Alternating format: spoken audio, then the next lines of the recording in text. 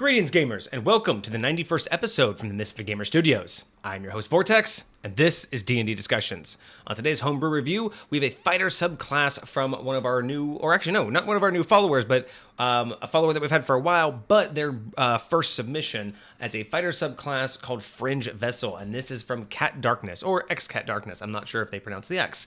Didn't get their response on that in the Discord.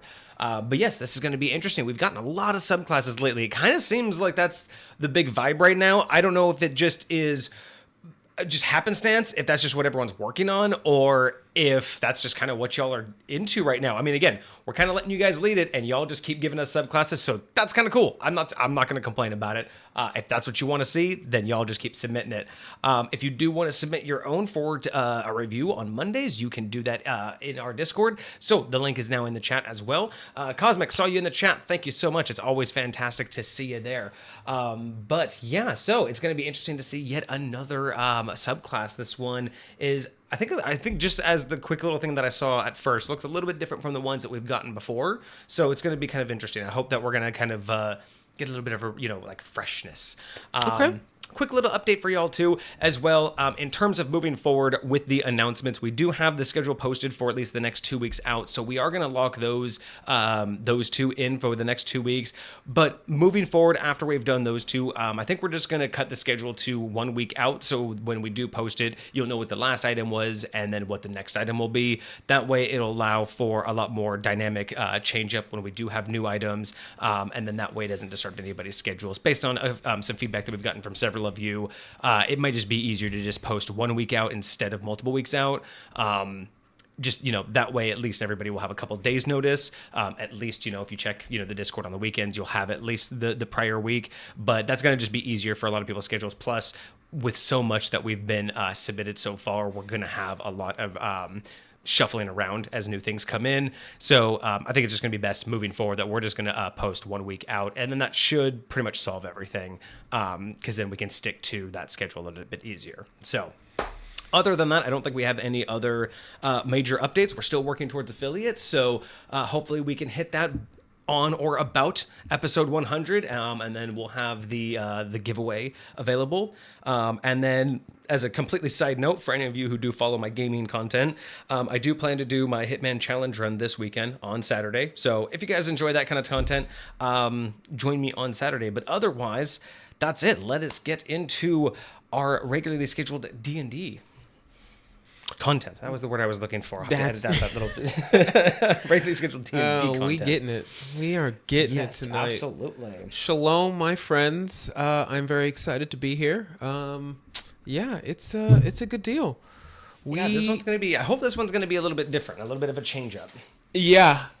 I'm not sure. Again, some of these come into me so clean and well formatted. I just kind of like copy and paste, move it over, make sure we got decimal points where they need to be, and I don't gotta touch anything. So it's kind of nice. It's kind of nice. Awesome. Also, that means I get to come into it fresh. One thing I did want to do differently. I want to try something new this time. Because it's not something that we've done in any of the other previous episodes, but it is something I've been keeping track of, something that I feel doesn't not necessarily lacking from any of our previous reviews on the subclasses, but what I think it could help us in terms of better comparison. So what I'm hoping that we can do is, are you able to bring up the standard progression rate for the fighter class?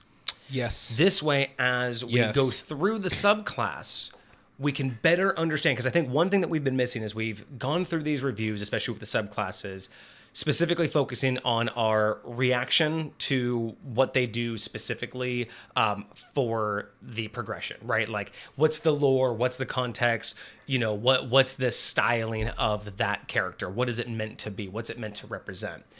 And while that's fantastic, and I think it's gotten us to some great discussions, I think one of the aspects that we've been missing is understanding how that relates to the direct progression of that class as well. So we've talked about, just what the subclass does, and we've typically used references or just memory to discuss, like, at what point in the normal progression these things would come out. But I think if we have that reference always pulled up from here on out, going through these subclasses, being able to say, okay, like, in the particular, I just happened to see, like, looking at this one, we're immediately just jumping right into third level. So while that may be fine to discuss, okay, we're a fighter, let's talk about what this fighter is going to get and how it like transitions through that character's development.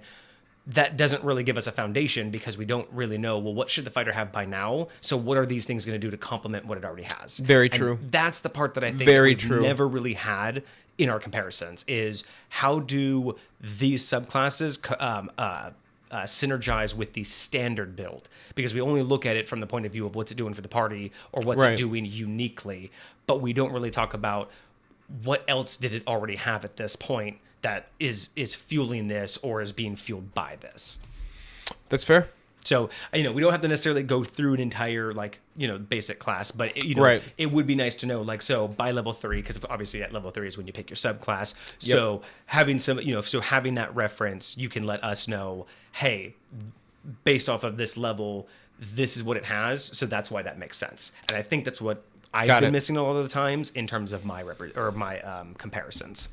Okay, that's fair. We'll try this out. We'll see how it works. But just bring up anything that would make sense for explaining what we're looking at. Kind of like what you've done before where you're like, hey, at this level, they get this spell level, and that's what the damage is. It's the same exact thing. But I feel like having that direct reference will help. You guys let us know, too, if you guys think that that worked out for us.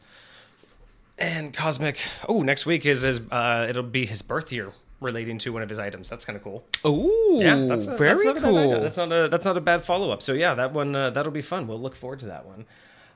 Okay, I need to switch here. There we go. So today's item, we have the Fighter Subclass Fringe Vessel. That's already interesting. That's just two words I would not expect to have like put together.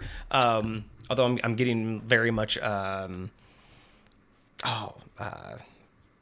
the name already. Hate when my brain does that. It gives it to you. Giveth and taketh away. Expanse. The TV show Expanse. It's the Expanse vibes. I just think Fringe Vessel just brings me to like I don't know like an actual like cruiser name. Yeah. That's just interesting. No, I understood you, Cosmic. That's what I meant. All right, so Fringe Vessel. So this will be at third level. So we've already gone through, the first two levels standard fighter. So I don't think anything really magnificent happens with fighter. I don't think they get anything specific, right? At the first two levels, there's nothing like standoutish, right? Well, one of the capstone features in like anybody who multi-classes, a lot of people love taking a dip in the first two levels of fighter specifically for action surge and second wind. Oh, they get those that early? Yes. Oh, okay. Yes. So the first thing you get is going to be a fighting style, and then you get action surge. I think it is at level 2. Gotcha. Action surge is second level, and you get fighting style and second wind at first level. And when you choose a fighting style, what does that typically establish? So it kind of helps you identify like the route in which you're going to go. So fighting style you have options like great weapon fighter, you have options like archer, you have options like so is this mainly just choosing the weapon selection you'll have? Kind of, yes. For a very boiled down version, it's the weapon selection. Help you with that specific weapon selection. Gotcha. So it'll like help like enhance or improve it and give it the ability to be a little bit better than it would otherwise for any of the other classes. And then so action surge is basically giving you a second action. Interesting. Literally, it's one of the most powerful things in the game. You get a whole second action. So that means if at 5th level you can do 2 attacks per action, you get to do 2 more attacks. Interesting. I know that there are a lot of DMs out there that rule it differently. They say you can only do 1 attack just so that it doesn't get overpowered. Because the verbiage is it's an additional action surge, which is an additional action. Yes, and that's one of the very few ways you can cast 2 leveled spells in a turn. Oh, it bypasses that because it's a full action. Because you can use your full action to do so. Interesting. Okay. So there's some keep things coming straight out the gate for Fighter. Because again, fighters don't get a lot. They just get a lot of what they don't get a lot of. Interesting. And then okay, so they're gonna get already. We're gonna be starting out with the ability to just basically get a second attack or any other second action, and second wind, which is you can roll getting like a hit die, right? Some yes, you get some hit dice back. So you roll your hit die in the middle of battle, and you just heal that much. Right. How many away. hit die do you get with that second wind? So you can roll one hit die using your second wind. Okay, so just one of yes. But now does that require you to have any left? Like I know you use up hit yes. die, right? Like you have to have hit die to spend in order to use so it doesn't this. create its own. Yes. Okay. So at this point, it could basically self-healing and a whole additional action are two of the major things that we're going to have already had before they select this. That's correct. And then just to prep us as well, what happens? Is there anything that happens additionally at third level for the fighter? At third level, I'm pretty sure it's just your martial archetype feature. Whatever you get with your martial archetype, that's what you're getting at that level. Oh, okay. There's no additional features other than what would be presented or here. anything else like that. No feat. Because you don't even get. Do you get a feat at third? That's going to be at fourth level. Fourth level. Gotcha. Yes. Okay. So we're going to start off with the action surge. It's kind of weird to say. Action surge, and we're going to start off with second wind. So with those, we then go to third level, where you're going to choose your subclass, and we have chosen Fringe Vessel. So Manifest Armor will be the first ability that we get. You can reach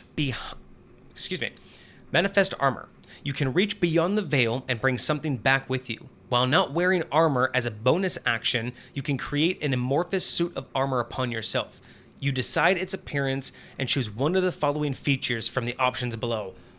That's kind of cool. Can you, while I'm reading the next part, can you look up mage armor for me real quick? Yes, indeed. So you decide the appearance and choose one of the features from the options below. I really wish XCat was here. I want to understand what they meant by appearance, just as in I can make it look like leather, plate, scale. I can make it look like my people's armor. Like, is it meant for lore purposes? I'm assuming it doesn't change like the AC if you make it look like scale mail versus studded leather, but I'm assuming it's more for lore and roleplay, but I'm really curious exactly what their intent was. And then one of the following features: drift armor. Light armor, AC. Oh, that's why. Okay, so based on the appearance you choose, it looks like you'll get one of the following benefits. Got you. Drift armor. For light armor, AC 12 plus your dexterity, I'm assuming modifier.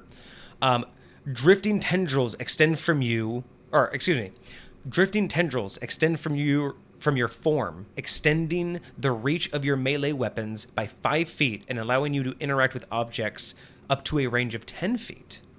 Interesting. So, like, I can now reach a lever 10 feet away and pull it, or I can... And you can attack people 10 feet away, because it says that it extends the reach of your melee weapon by 5 feet, allowing you to interact with objects 10 feet. So it's essentially... That's kind of fun. Okay. Yeah, so it's giving you range. So if you choose light armor using Manifest Armor, you will essentially get these tendrils that give you range on your melee weapons.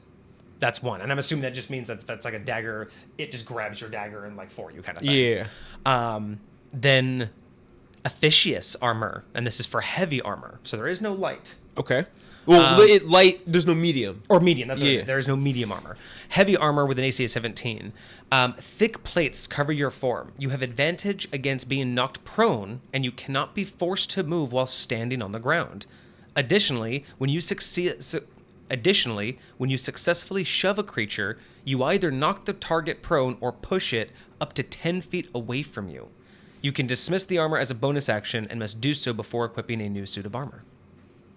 Which, again, you can't wear armor while you're doing this. Right. Interesting that there's no medium armor, though. I'm very fascinated. But first, mage armor, because I think that is the first, like, non-armor, because there's other abilities like natural defense, right? That's the one that you get no armor bonus. Natural armor, yes. There's unarmored defense. Unarmored defense. Unarmored and then defense. Is that also what barbarians get? Is that just unarmored defense? Yes, theirs is slightly different than the monks, but it's called the same thing. Yes. Gotcha. And that's basically they're just getting a bonus to their AC, but from one of their stat bonuses. Correct. Right? Correct. It's So normally Dex mod or their strength mod. it's your Dex mod plus a base number.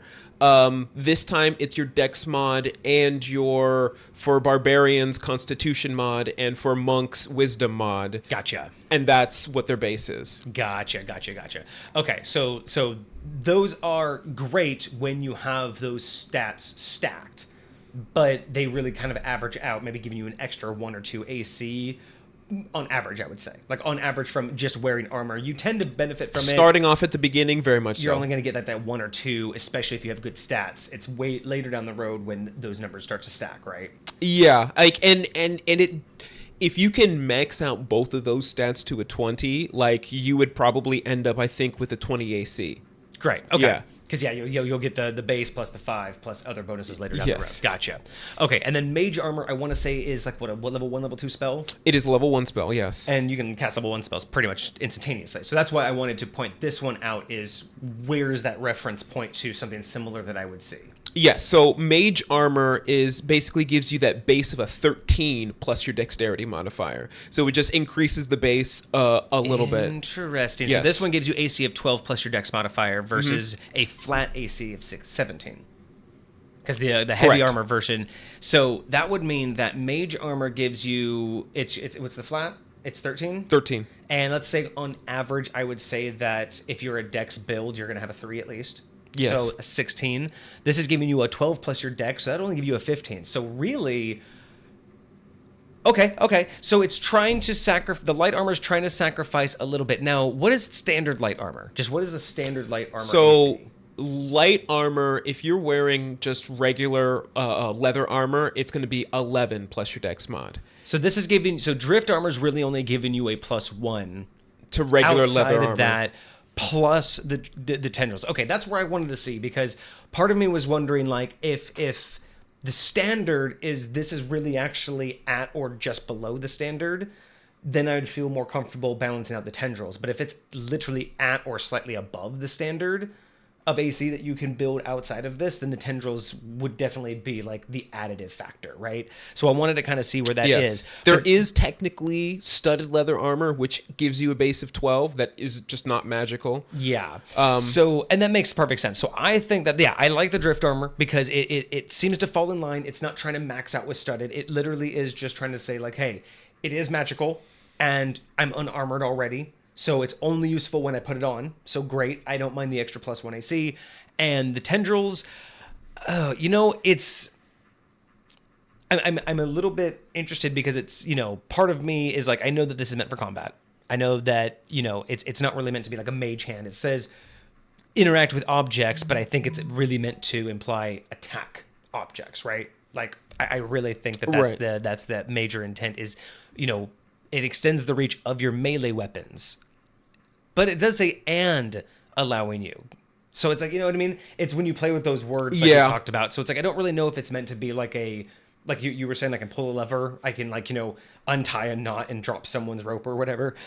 So I don't mind the armor balance. I think that works. The tendrils, I'd like to see it be more specific in its language of it's meant to allow you reach for attacks, or it's meant to interact with objects, or it's both. I need to kind of have that better, clear language. Right.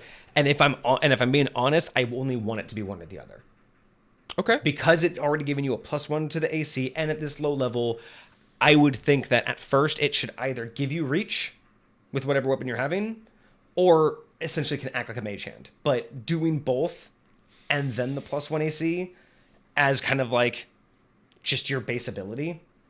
You know what I mean? It's starting to go into that realm of that's a lot of action economy.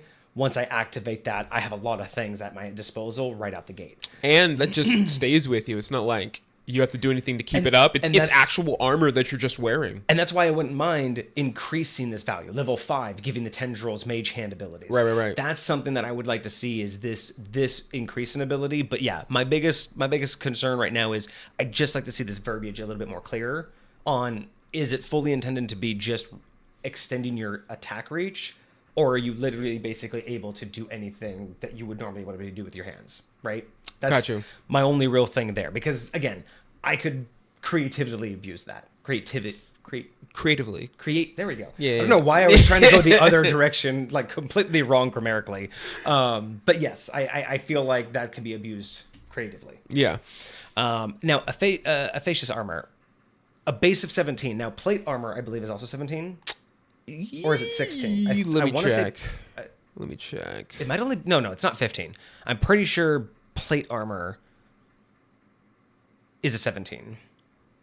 Plate armor is an 18. Oh, okay, 18. So this is actually one less than your heaviest armor. So we got one higher than the lowest armor, one less than the heaviest armor. I actually kind of like that. So it caps you at a 17, which I don't mind just that. And then advantage against being knocked prone, which I like. It's interesting because you would think, plate armor would make you hard, would make it easier to knock you over. But again, this isn't real plate armor. So I do like that. And you can't be forced to move while standing. So you can't be pushed or dragged. That's actually kind of cool. That's actually like being like anchored. And it's one of those things where it's not used often enough. I don't think by anybody, by DMs. I think players use movement way more than DMs do. But really, actually, that could be very clever to use that. And even more interesting is it does say you can dismiss the armor as a bonus action and must do so before equipping a new suit of armor. So I wonder, realistically, at the end of like your turn as a bonus action, you could like drop it and immediately at the next your turn use a bonus action to change the armor, right? So you really couldn't do it on the fly. It does say you would have to like drop it then reapply it. Mm-hmm. But as a bonus action, that literally could happen very, very fast. Yeah. So you could creatively play with your armor back and forth in a battle if you were if you're smart. a DM if you have a DM that allows cannibalization of actions, to where if your DM looks at actions like I do as a hierarchy and you sacrifice different things, then you could basically downgrade them into a different action, right? An action into a bonus action, or a movement into a bonus action kind of thing. Like being able to say, I'm going to sacrifice being able to do something for the sake of the time it would take me to do something else. So yeah, that could be kind of interesting. But I'm really interested. I really want to know what the mindset behind no medium armor is. Because when you act, I mean, really, I guess you don't need it though. Because again, you either want the reach or you just want the extra AC. Why? I mean, maybe having a third one was too much. Yeah, I think in general, medium armors to help those with lower dexterity have a higher AC.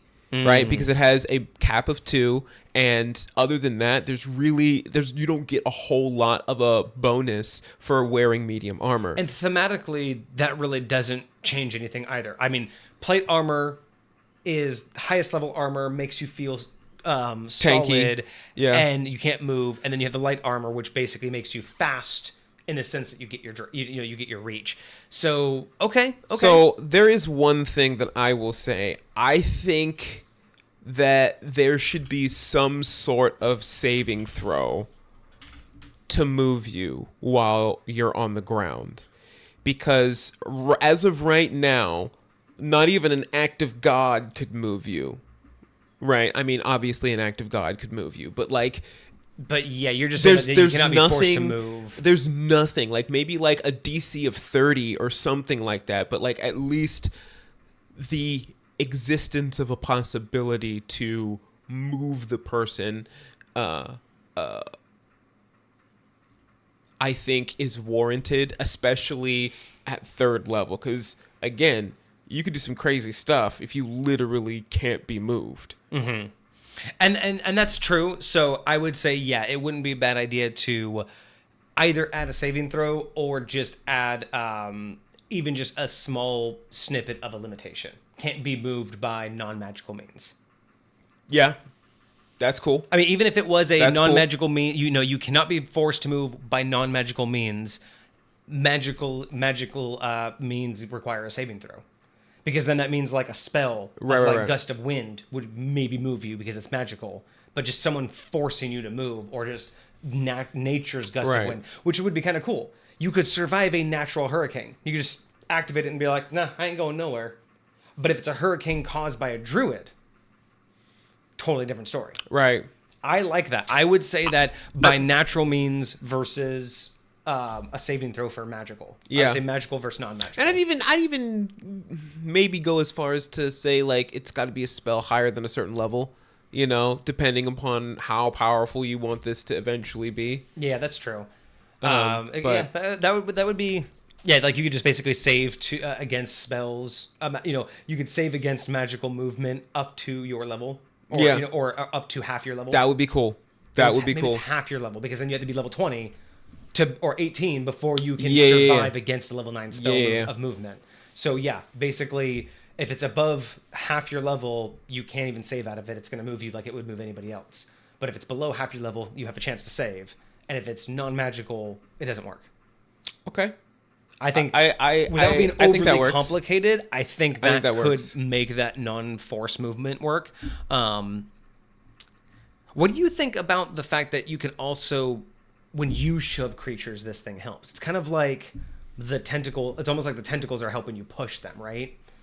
Like I do like the fact that it has more than just stability. Mm-hmm. I like the fact that because again, I think that this whole build is having to do with a little bit of like reach and movement and kind of like a battlefield control a little bit. Right. And so I think that this works because you can do a lot of stuff by moving people prone. And the down there at the bottom where it start talking about when you shove a creature. Yeah, you shove the creature, you gotta knock it prone or push it 10 feet. Yes, traditionally that's it. I think you can push it 5 feet. So the 10 feet's just a little extra? I think it's just giving you a little bit of extra of what you could already do.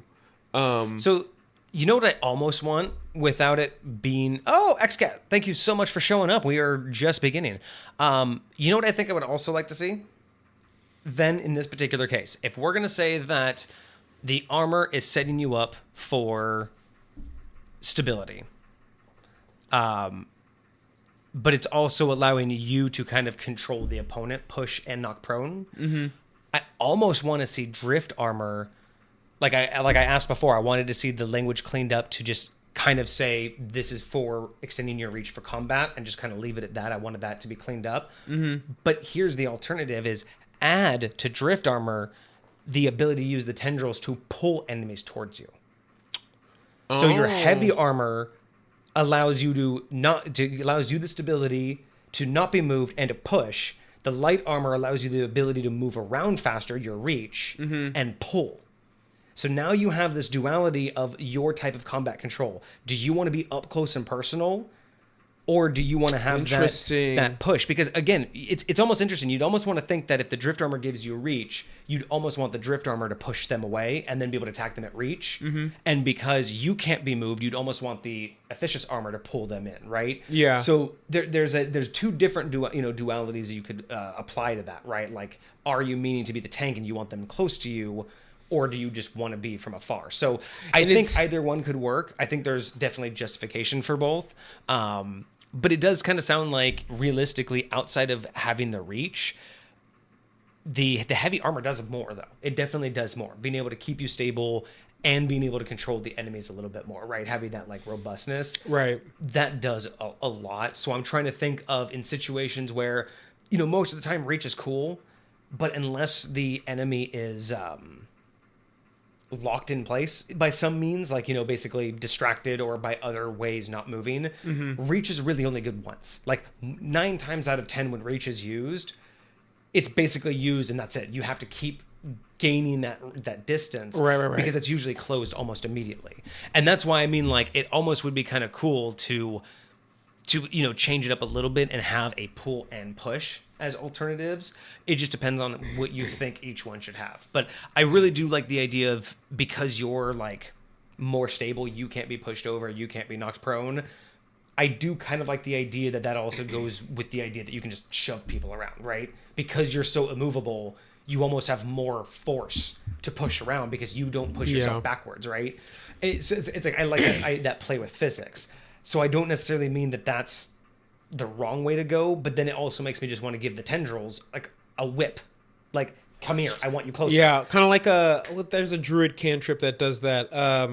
Thorn Whip. Yes, Thorn Whip does that, and that's what I'm thinking. It's like, even though it's giving, but again, that's the balance, right? You either use it at range, or you use it to pull them closer. Whereas again, with the Thesis armor, you either are using it at melee range because they're up close and personal, or you're using it to get them off you because they're up close and personal, right? So yeah, I would say that I wouldn't mind it giving the tendrils that little bit of extra option of pulling an enemy. But yeah, otherwise, I think that they're good. I think for third level, the additives of AC are right on par, being, just slightly above and slightly below the two extremes. And I'm really liking that it's setting up for a good fighter build. Because again, combat, I think a lot of fighter builds that I've seen in the past, or at least a lot of the way that people want to be a fighter, they think way too much about damage. Like, damage seems to be the number one choice. And then basically like combat style or number of hits, basically like how I hit them as the other option. And that's kind of how 5th edition made fighters, is they're just smash machines. Right. But having something like this that's giving us a, battlefield control and almost a crowd control, having that kind of crowd control is super important. And I don't feel like enough builds, not enough direct aggressive builds do it. Like, you see it from druids usually have, what's the one that you love, the spike growth, right? Love that spell. Yeah, I know you knew exactly which one I was going to talk about when I say the one you like. But yeah, stuff like that you usually see it from support characters. I love to see crowd control and basically combat dominance from those main characters. Because again, a lot of times you see your barbarians, you see your paladins, you see your fighters. They're the ones you want to send after your BBEG that kind of do the one-on-one, or while everyone's ganging up, they're the cornerstone of why the BBEG stays put. Mm-hmm. But again, they're not the cause of getting there. Everyone's trying to get them there. This is that kind of build. Like the Ephesus armor, I almost feel like this is almost like a bowling ball maneuver, where he just, kind of like a Rhino from Spider-Man, just sits there and just does a dash maneuver. And because imagine that, you could creatively you could do that, right? You could say, well, if I can't be moved, if I dash into an enemy, wouldn't that just basically plow him out? I can't be moved, right? So, and I can't be knocked prone, or I have disadvantage of being knocked prone. So being able to literally bash through a door and maybe have advantage on going through it, that would be kind of cool. I'm thinking that this really kind of gives you that ability to control the battlefield and do that. So yeah, I'm digging it so far. It's really setting a good pace. Cat Darkness may have some insight on the tendrils from what you were asking about earlier. Oh, perfect. So just about things that have been added since I shared this. Are some extra level 10 and 7th level defined objects. Okay, cool. Try to remind me when we get to those levels, 7th and 10th. 7th and 10th. Get those. At 10th level, okay, so at 10th level, so we'll talk about that difference later. Also, footnote. Yeah, I actually, just before you showed up, I actually just looked up what that meant on Google. I had to, actually, if I just open up my last tab, yeah. I had to look it up just to make sure I knew what it was. But yeah, no, I'm really liking where we're going with this. I think so far, I think the only thing that you missed, Kat, was my only major comment that you haven't heard so far about drift armor is that it says that extending the reach of your melee weapons by 5 feet and allowing you to interact with objects up to a range of 10 feet. My biggest advice on this one was to clear up the language, because to me, this could mean it's 100% intended to just give you reach on weapons, and that's all it's meant to do. Or it's meant to give you reach on weapons and act as a 10-foot mage hand that can interact with objects around with you. And my only first comment was just, I'd like to see the language cleaned up a little bit to just define exactly, is this meant to be, it gives your weapons reach, and that's it? Or is it meant to give you reach and be able to interact with the world? And then my personal choice was, I'd rather it just be one or the other at this low of level. But then you came in when I was talking about, because the heavy armor allows you to push.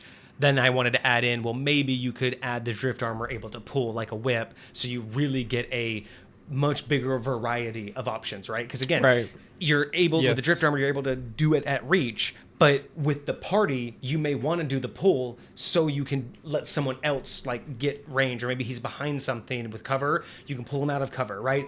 Different reasons why even though you attack with reach, you'd want to be able to pull. Just like if you can't be moved because someone's up in your face, you would want to get him out of your face. So I kind of like, again, that play. So I think that's the only thing that you've missed so far, is just drift armor. I'd like a little bit of it cleaned up just so I would understand exactly what your intent was.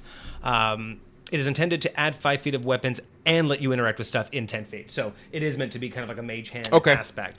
And like I said, I'm not so sure I like that part of it, just in the sense that, again, I know I'm asking for like the pull aspect, but the pull feels like it's much better in line with the other armor and the push.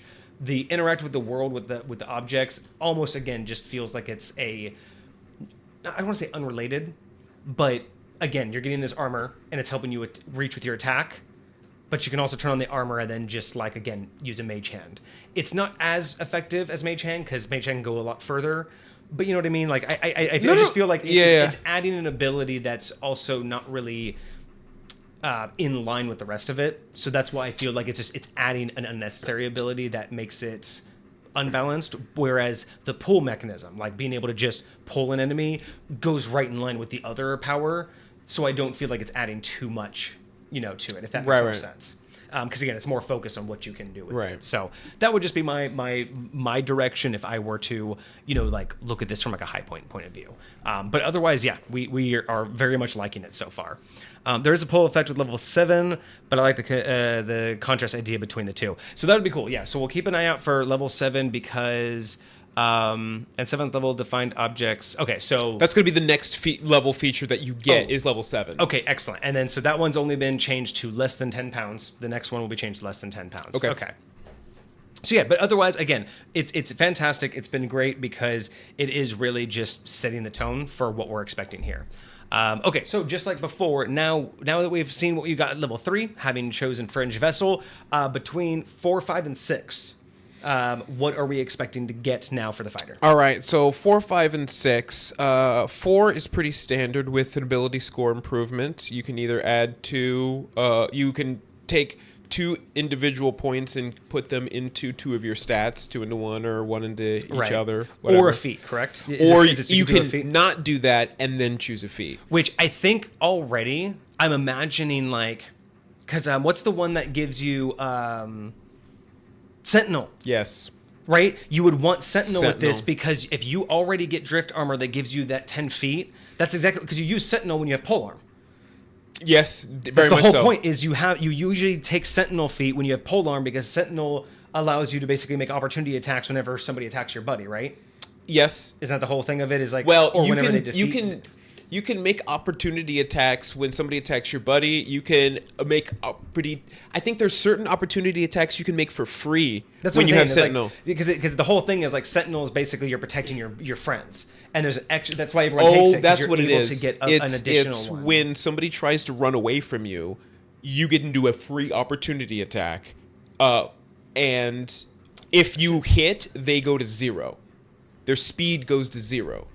And like they can't that's right. leave. And then your butt, and then yes. You can just yes, but the one one of them will spend your reaction, but the other one won't. I swear I can spell. There we go. Feats. Sentinel. Here we go.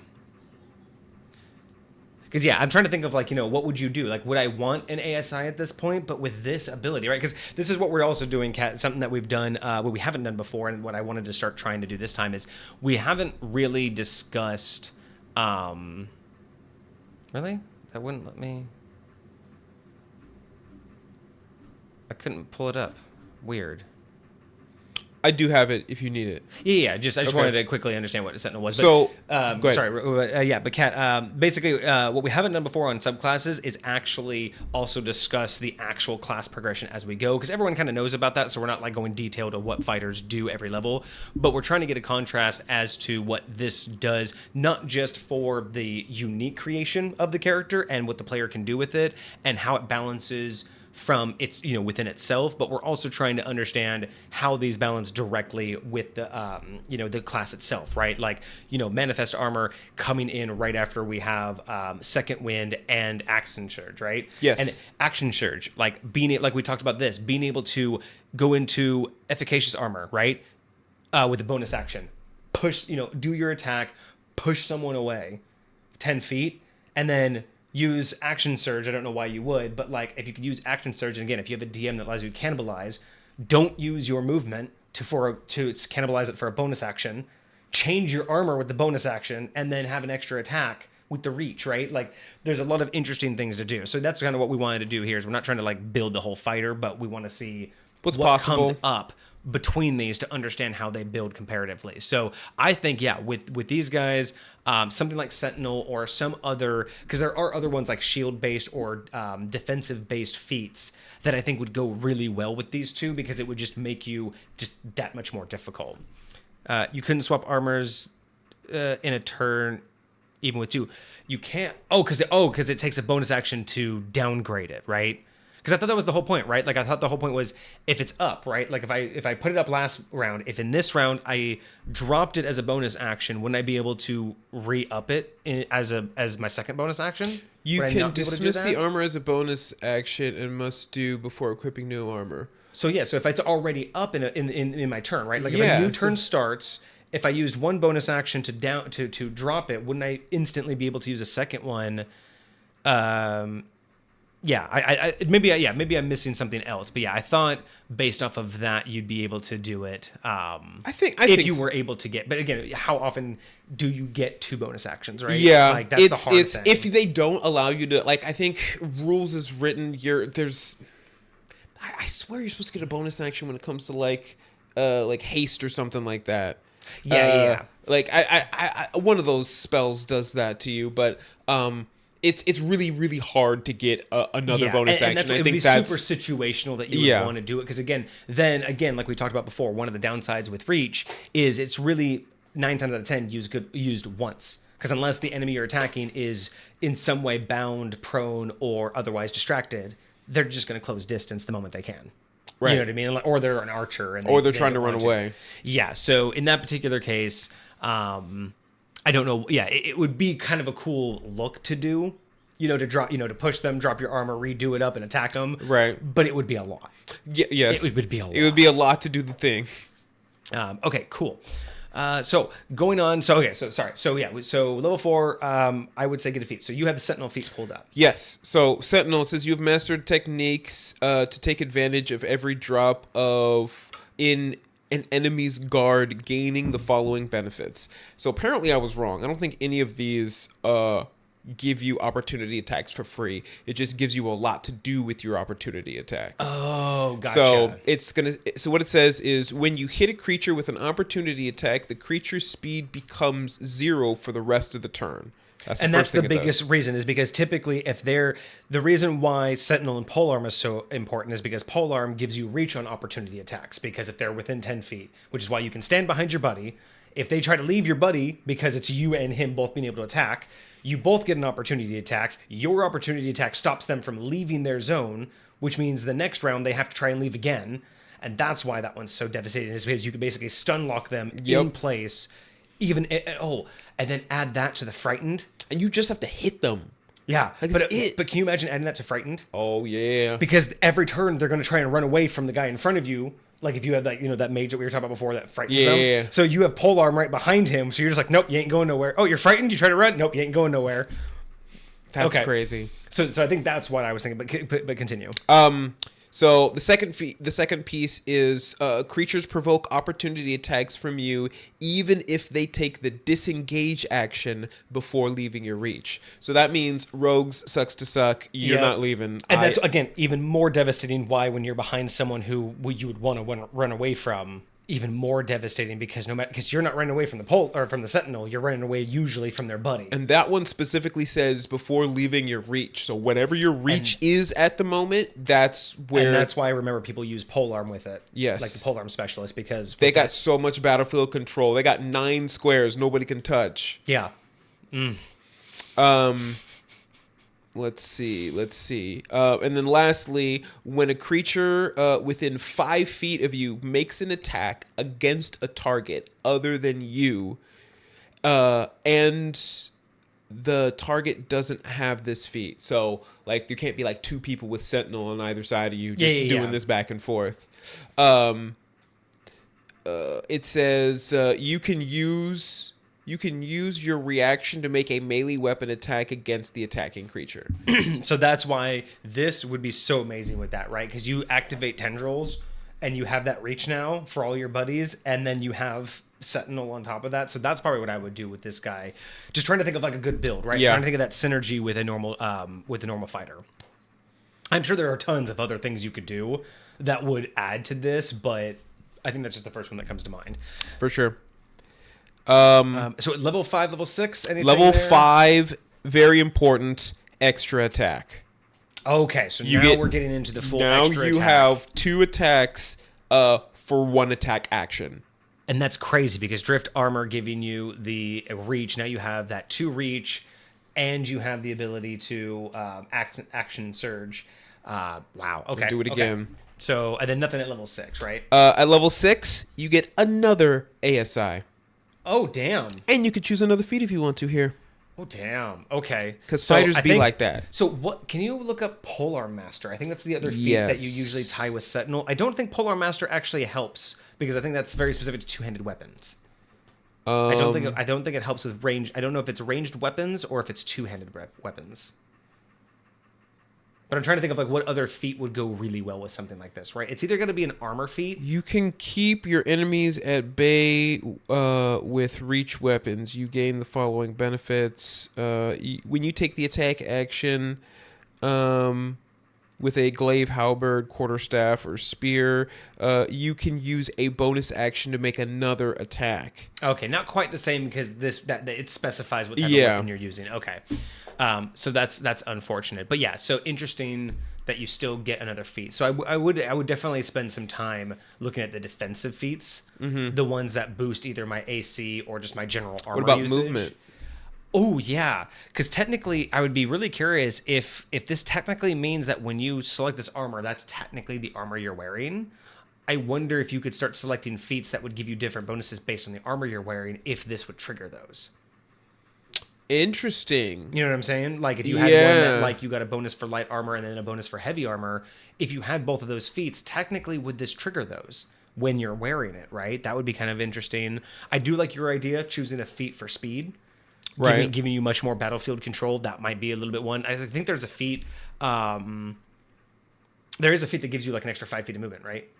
I think the mobile feat. Yeah, so it's like even having that would really benefit you. So yeah, that would be. I would say that there's a lot of opportunities before you even get to level 7 to really make this shine. There is a feat called Heavy Armor Master, and it says while you are wearing heavy armor, bludgeoning, piercing, and slashing damage that you take from non-magical weapons is reduced by 3. That would still, but I mean, but just throwing that on there, if you are playing that direction, right? If you're using the heavy armor feature of this ability more often than not, if you are being the tank, that's huge. Like 3 points off, especially early. You know what I mean? Like on 5th level, like that's huge. I would take that. Okay, excellent. So then we take all of that and we roll it up into 7th level because I don't think fighter gets anything at 7th level, right? That's just their martial archetype feature. Yep. Gotcha. So now we get malicious mutation. Ooh. You have learned to induce a change within objects, turning them into unstable material. As a bonus action, you can turn any non-magical object into a special thrown weapon. This weapon can be thrown up to a range of 30 feet, and you choose one of the following effects. You choose one of the following weapon effects when you create it. Let me just go over that. So you've learned to induce a change in objects, turning them into unstable material. As a bonus action, you can turn any non-magical object into a special thrown weapon. Interesting. So this is basically kind of like improvised weapons, but specifically for ranged now, right? Yes. Kind of like that's like its own option.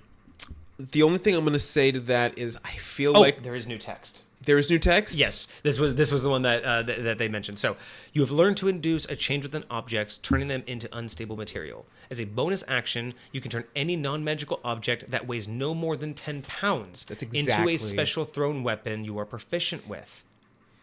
There we go. That's exactly. This weapon loses its original shape and can be thrown up to a range of 30 feet.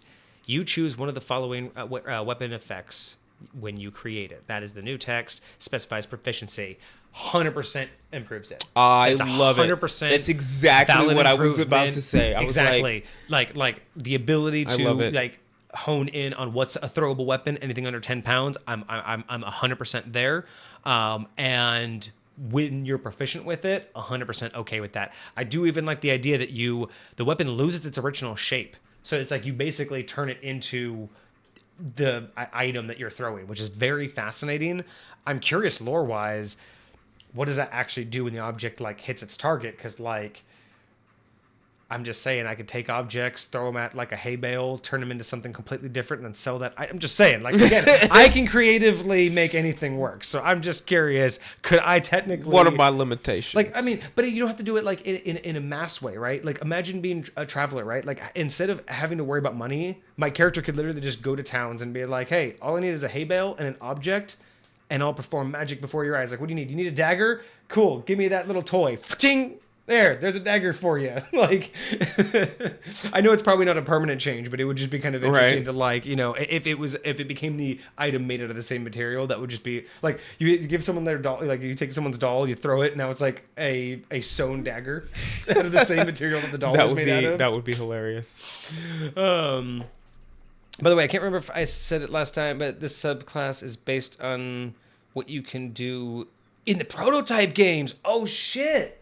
Okay, that gives me a whole different viewpoint on this. Okay, I will definitely keep that in mind. So the prototype games are, I believe they're on PlayStation, and it was like, the character was kind of like infected. So think of the symbiote suit from Spider-Man. I feel like I've played this game. It was similar to that in the sense that it gave you these powers. You could like manifest these like tendrils and this like stuff from you. Mm-hmm. And it had like, you know, a good and like a bad counter, I think. But yeah, the idea was that you could manifest these powers like from it, and you could like morph and change, and it could like manipulate stuff. So yeah, fantastic. That's going to give me a whole different viewpoint. Freeman, do we only discuss D&D or other TTB RPGs? Right now, we're pretty much just D&D. We have had a lot of discussions about our roadmap for the future, and one of the discussions is eventually adding a third episode, whether that's weekly or monthly, or even just adding a third episode as a YouTube exclusive, which will be maybe talking about other RPGs, other games, or just broadening our topic into showcasing other things other than D&D. So for right now, Mondays and Fridays are just D&D related, but it is in the talks for our roadmap to potentially expand into other topics or other content that are not as directly related to D&D. I smell a poll coming up. One of the ideas that I've actually thought is, because if it might be just to better work with our schedule, because right now Monday and Friday is kind of our limit right now for live streaming.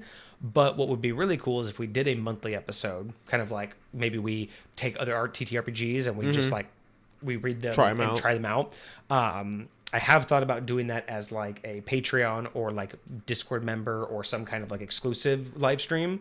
And then that turns into a YouTube only video, right? That would be cool. So yeah, we've thought about it. Definitely want to know more. I mean, like sci-fi more than fantasy. Hey, that's totally understandable if you like sci-fi. I totally understand. That's why I do like to add a lot of sci-fi elements to High Point. But yeah, no, I totally understand if it's just not your gig. Out of curiosity, what about different like morphed 5th edition? Because I've heard of people creative like 5e Rick and Morty, 5e Star Wars, 5e. Is that still D&D to you? No.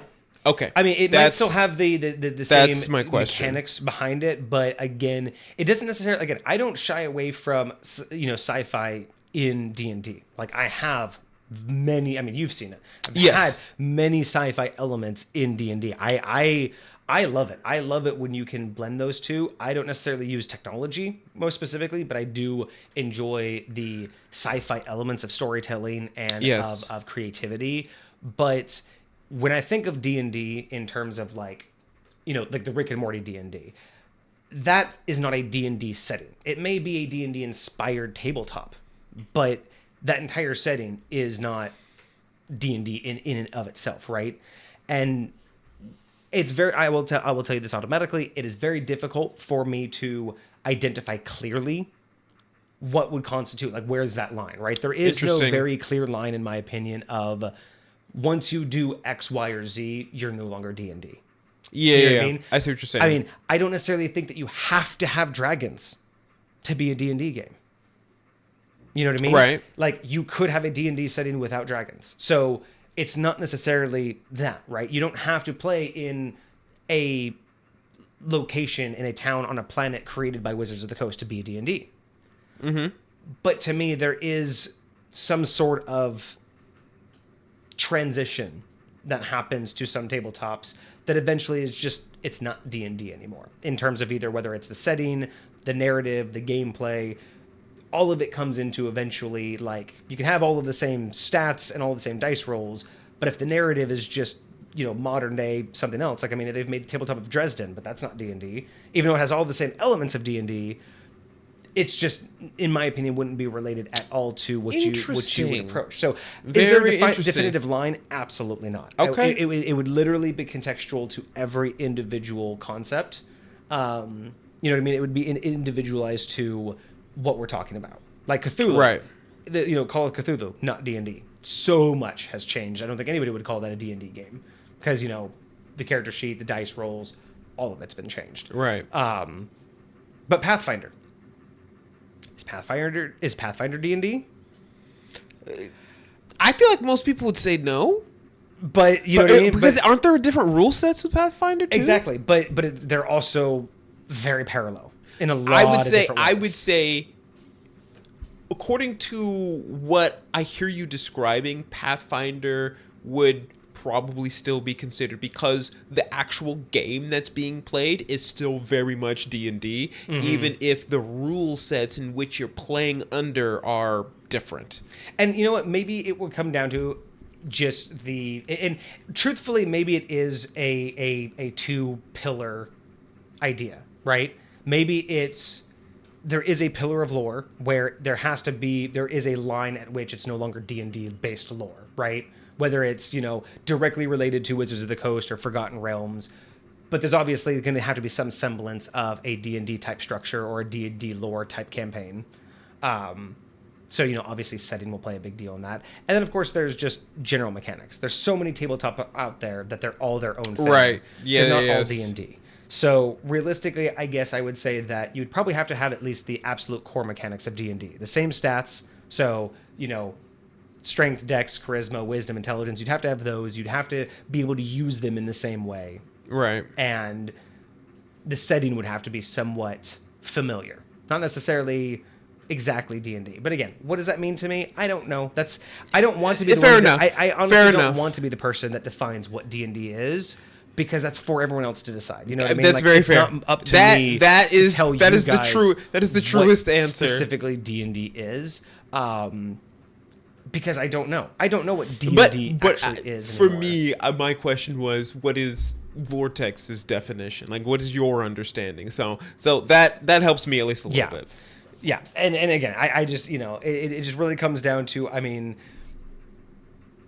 yeah, I don't even know. Like, I don't really know. But maybe at this point, D&D is more of an idea in terms of influence and no longer a definable thing. Because realistically, let's face it, High Point isn't D&D. By narrative, it's not. Now, it is kind of, because my characters came from D&D and I use D&D books, right? So it's like, because I use the foundation in a certain edition, I call it D&D, because I actually use those as my reference points. Maybe that's where I would draw the line in terms of, if you're not using any D&D references at all, whether in your story or in your rule sets, maybe that's where I would draw the line. Is there has to obviously be some sort, because D&D really is in and of itself now. It's no longer a idea to play behind. It is just a full-fledged definitive game in multiple editions. So maybe that's just where we have to draw the line. It's not D&D once you stop using D&D. You can have your own story, like I do, but if you're using the books, it's still D&D. If you're not using the books, that's really going to be hard to call it D&D if you're using another set or another set's books. You can't right. You can't use Call of Cthulhu and call it D&D. But if you're using your own rules, but you're using the D&D setting, then it would be D&D. Right? Like, maybe that's where it really comes down to. Maybe it's either the setting has to be based in D&D with your own rule sets, or you're using the rule sets as a foundation and then you're just making up your own story. And that's why I think sci-fi can perfectly fit. I don't see why you wouldn't be able to have a completely sci-fi setting using any of these rule sets. You know what I mean? Yeah. And you could easily, it would be painstaking, but you could easily turn magic into technology. Yeah. Every single spell can just be a different piece of technology. Yeah. You know what I mean? Yeah. So realistically speaking, there's nothing stopping from D&D from being fantasy. And that's the thing. It's like Rick and Morty. Like, even if it was put out, even if it's put out by Wizards of the Coast and all of that, that may be just a little bit too far outside of the story. Even if it's the same mechanics, maybe it's too far outside of that for me to accept it as D&D. But that's just my opinion. Honestly, here's how I put it. Here's when it stops being D&D. Anything that breaks your immersion. Anything that breaks your immersion, then it's not you're not playing anymore. It's taking you out of it, and now you're somewhere else, somewhere that you're not trying to be. So I'm like, whatever, it's fine. Yeah. And that's that's definitely it. Is everyone's gonna have like their ebb and flow, and that's one thing that I've like taken to heart in terms of like creating High Point, because looking at what's going on in the chat too, it's like I like what everyone's saying here, and really that's kind of like the reason why I created High Point. Not just one shots, not just towns. I created High Point and the expanse of it to represent what I feel about D&D. Why is High Point so big? It's because theoretically it is really designed to incorporate everything. All of these ideas. Because I believe in full-on fantasy, which is what which is what High Point has started in. But the reason why it's so big is because I have essentially full sci-fi areas available, right? Yeah. I have things that I have no magic areas. I have abundantly magical areas where like magic is literally at everyone's fingertips. And I like that idea, right? Because based on the player I get, I want to be able to accommodate, but I also want to be able to tell different stories. I mean, one thing that, Freeman said is a single system, anything done, forget what the Latin term is, but ad nauseum, like anything done too much becomes repetitive and boring, right? And that's one thing I really liked about designing High Point is that at any time I can change the story and you don't really leave. You can take your character and go play. I mean, think about what Olo and Safia are doing. Yeah. Completely different than what Dav is doing. A very different worlds. But you live in the same world. You know that. You may be completely far away from each other and not directly interacting, but you all know you live in the same place. Yeah. And that's what I always wanted, is instead of it feeling like I have to create something completely separate, and just make that entire system. I loved the idea of being able to blend it all. You know what I mean? And so yeah, good points being made for sure. Is just there's a lot of different things you can do, and not everyone's going to be down for them. But I kind of like having that option, right? It's kind of just like little game settings on what people are interested in, what I can offer. So I'd like to hear our personal opinion on Traveler. Well, if you want to write that down as it's a TTRPG called Traveler. Okay. Something about what do you say? Something about the stars. Stars without number. So basically, kind of like seems like a space traveling one. So I will say this: I have done a space traveling TTRPGs, and I've experienced it from both a D&D and a non-D&D standpoint. They are tough. Those ones are some of the toughest ones to do because it is so difficult for a lot of people to be drastically creative, like in terms of extremes. Like if you think about an idea of like traveling the stars, traveling the universe, seeing things, you kind of expect there to be drastic differences, right? You kind of expect not to see humans everywhere. Mm-hmm. You want to see new races and new ideas and new creatures, and trying to also make that unique in a story, in a narrative. Yeah. Because in my opinion, it comes out, in my opinion, I've seen it done in a couple good ways, but I would say for the most part, it ends up in one of two categories of types of the gameplay. It's either jumping from scene to scene because you basically don't have any travel time because it's, you just hop in your ship and poof, you're hyperdrive. Mm-hmm. Or it's incredibly too much of the survival gameplay while you're waiting for anything to actual happen. Yeah, like, it's like, we're going to go over to this other moon, but, you guys have to, like, do all of these things to, make the ship work while you're traveling and then have interact. Like, it's either a fully visceral dialogue roleplay-based game that has a little bit too much time in between big events, or it's a little bit too we're jumping from place to place, just trying to show off everything we possibly can. But I feel like in both areas, just many DMs suffer with narrative. Either they just don't have the ability to be creative and captivating with all of the new stuff that they want to try to put out, or they don't have a way to make that grind captivating, which I don't know how to make the grind captivating, which is why I usually overlook most travels, because to me, traveling is one of the hardest things to make captivating. Without just throwing a battle in there. You know what I mean? To actually make it enriching and make it like worthwhile. So yeah, that was our tangent for today. That should be a whole class. Never played Stars with that number, but heard nothing but good. So many creatures, planets, cultures, species. Gonna run The Walking Dead in space during a war with aliens. That'd be interesting. What? Walking Dead in space. The Walking Dead in space. The campaign is called Stardust. That'd be. That's kind of classy. That'd be kind of cool. I would, yeah.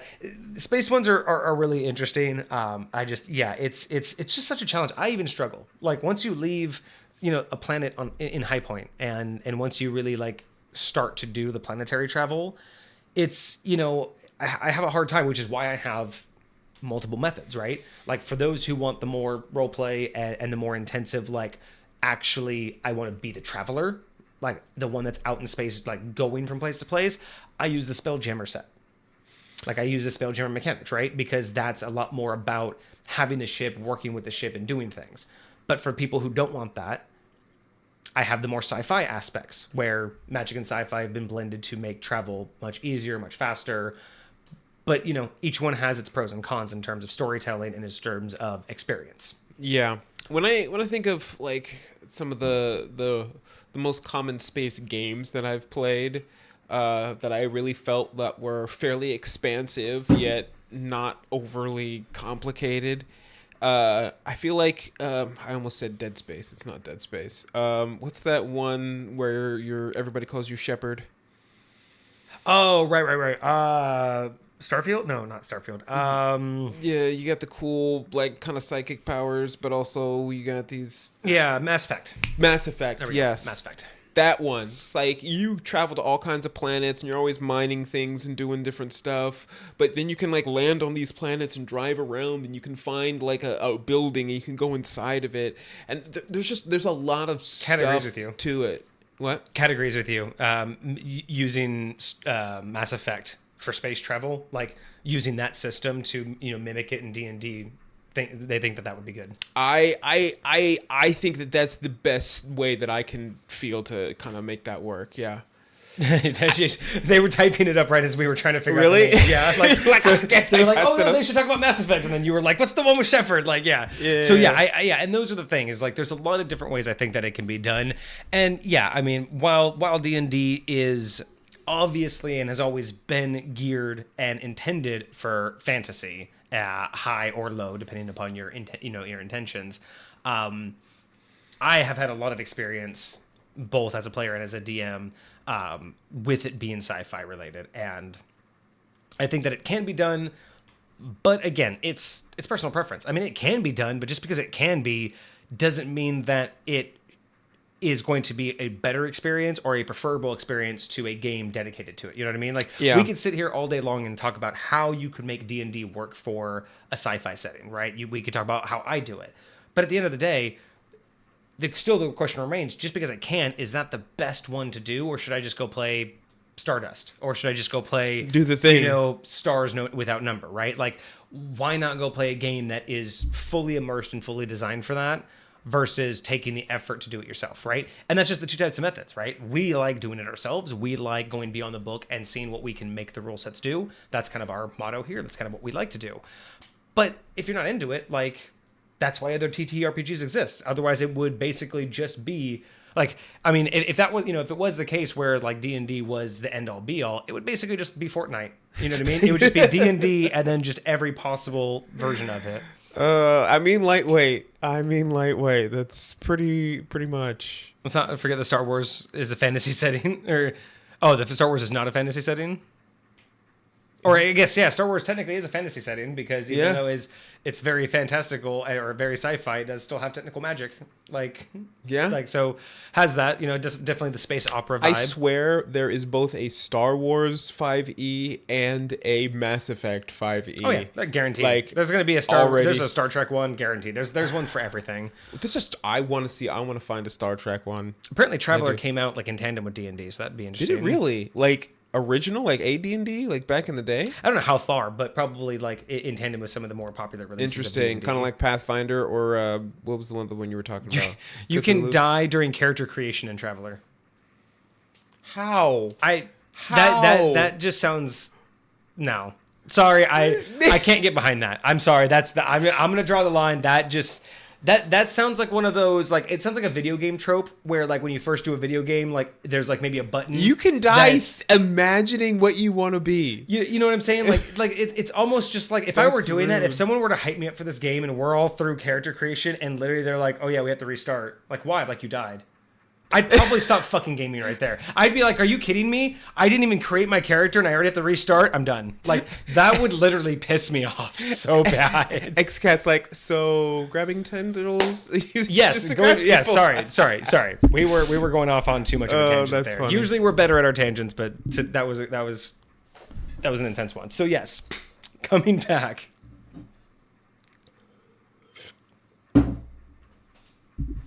Okay. So here we go. So going back to malicious mutation, now we're at level 7. We've had a couple extra bonuses. So this is allowing us to take any object under 10 pounds, turn it into a ranged weapon that we are proficient in. Yes. And can throw it up to 30 feet. Fire.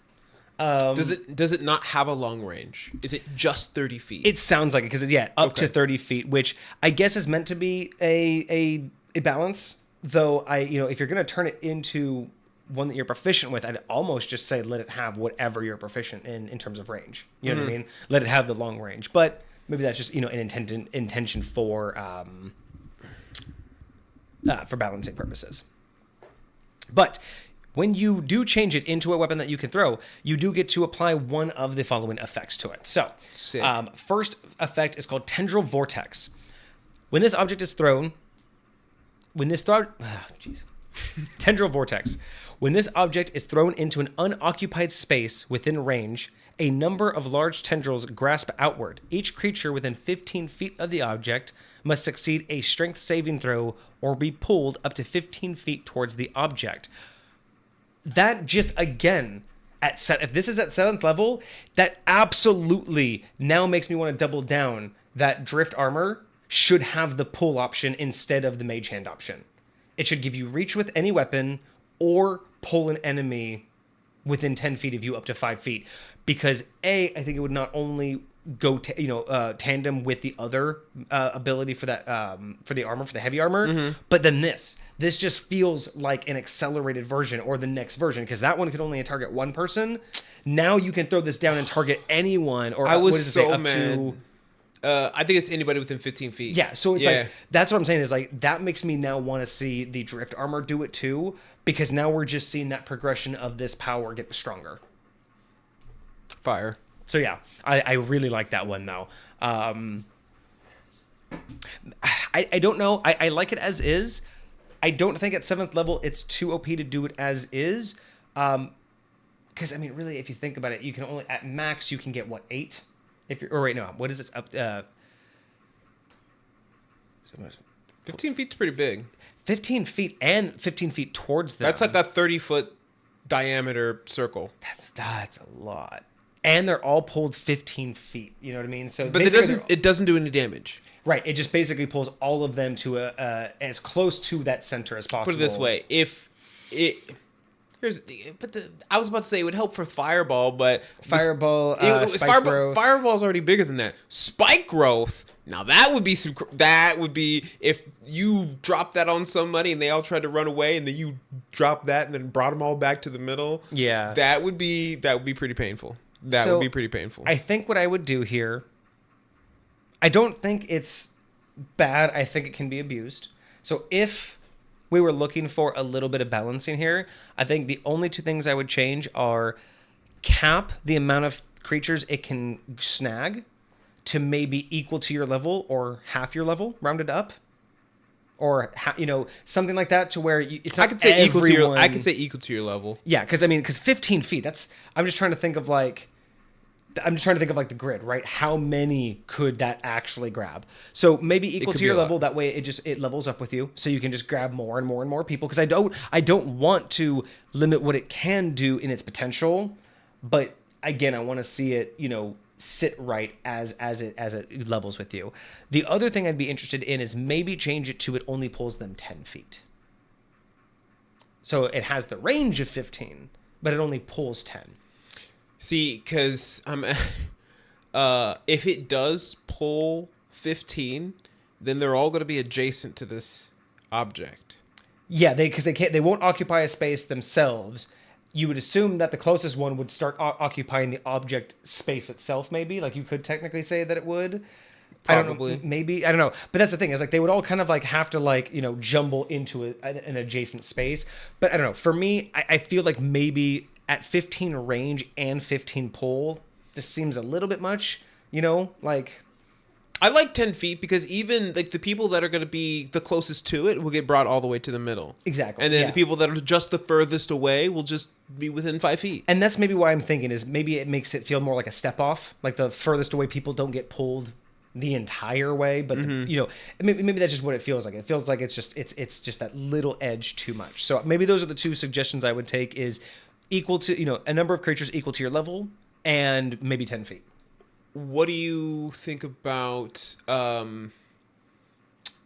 should the person get to choose who gets pulled? Say if there's 20 people, because if you're saying it's not everybody, then that means there's absolutely. a limited number. I think you should be able to choose.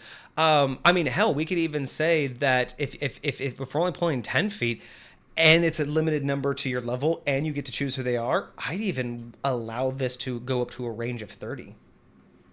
30-foot radius? Yeah. Because again, if I can throw this, but it gets a 30-foot radius, but at level 7 I can only grab 7 people, but that's basically anyone on the battlefield. I'm kind of okay with that more than I am just anybody in 15. I kind of don't mind the whole, and again, you're only pulling them 10 feet, right? Right. So you're not changing the entire battlefield and wiping it clean, but you are drastically changing what people can do and how they're maneuvering. Interesting. And you could even say that by doing it to the 30 feet, this also causes opportunity attack. So technically, rules is written: forced movement does not provoke opportunity attacks. Okay, yeah, this would be forced movement. So like pushes, pulling, and things like that. Because people, if you get Eldritch Blast and it has pushing or pulling attacks, people would do so many stupid things with that. It being indiscriminate is intended. Oh. So it's literally, you just throw it and it's supposed to pull, but limiting the number is a good idea. But again, it comes down to your intent. I'm glad, don't take anything I say as like what you should do. It's just, again, this is just my vibe on it. But I'm glad you're enjoying it. It's just that if that's the intent, right? Because we always try to go off what we think. Mm-hmm. So if the intent is to be indiscriminate, then it's just kind of like a little bomb that's like, and like grabs random things and just pulls on everybody. Yeah. If that's the case, I think if that's the case, then I don't mind it not having a limit. But what I think I would do is,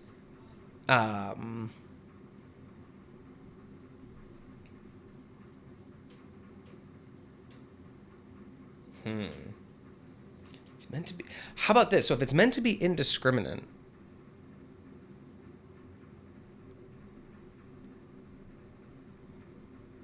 no, I think that would be too much. I think it's too much to ask that if it's a level-based thing, creatures below your level are pulled and knocked prone. Creatures above your level are only pulled. Is that too much? Because again, I'm trying to think of it, because it's supposed to be indiscriminate. I almost want to give it that idea that if it's indiscriminate, because then you're just basically thinking it's like a sticky bomb, which is fine. You're just trying to pull everything in. But indiscriminate almost means like it should also it just determines on what they are and not just where they are, right? So it's like it almost makes me think like it should determine if they're stronger or weaker. But other than that, if it's meant to be indiscriminate, then I actually don't really mind that it has the 15 and 15. Yeah. I still might want to only do 10 feet as the pull, but I don't want to cap it now. I wouldn't necessarily want to cap it if it's not meant to be controllable. If it's more just meant to be, I need as many people over there. You know what I mean? You just throw the object over there because it's an unoccupied space, and then everyone just gets pulled in that direction. That's kind of what it's meant to be. It's that crowd control. I actually don't mind it as much. I was trying to think of like what we were talking about is if it's more for battlefield control and specificity, then you'd want to limit how many people you can control, because obviously having that much control over that many people, you can do a lot of things with that. But yeah, if it is just kind of a sticky bomb situation where it's like everybody over there right now, I can see it. Might make it a fixed number. Yeah, it's really coming down to intent. I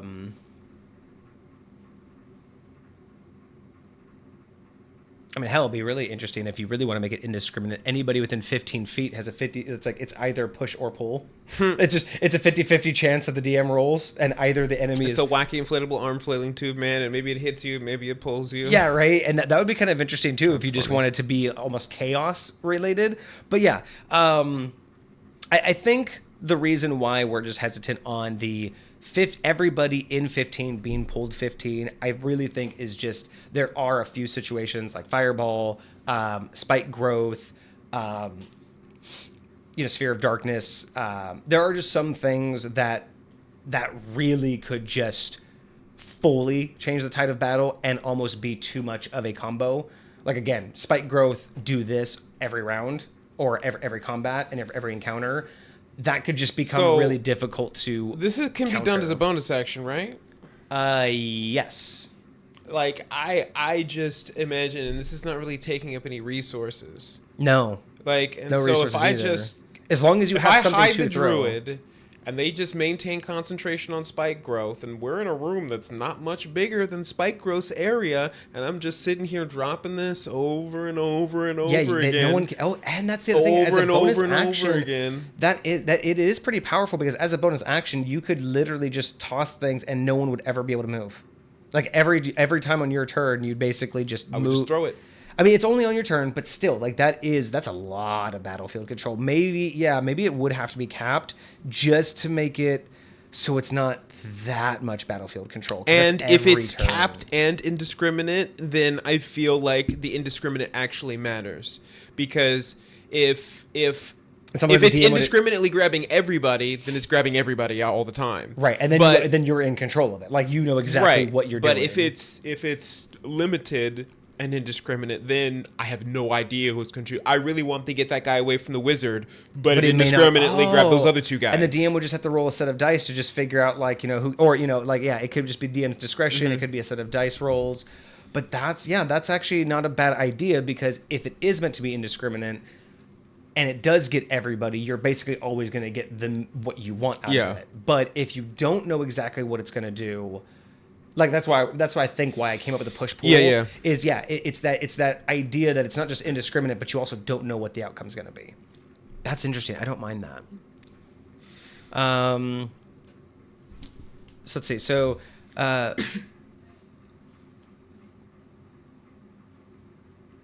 making it each creature does feel a lot smoother, as you don't have to wait for someone to choose. It's just everyone in the ball, which gives you a checklist instead of a possible. Okay, yeah. And that's fair. It does make it more streamlined. We won't take away from that. So you only create it as a bonus action.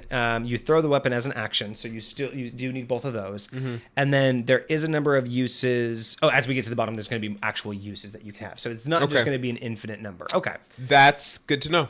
So there is resources required. Okay.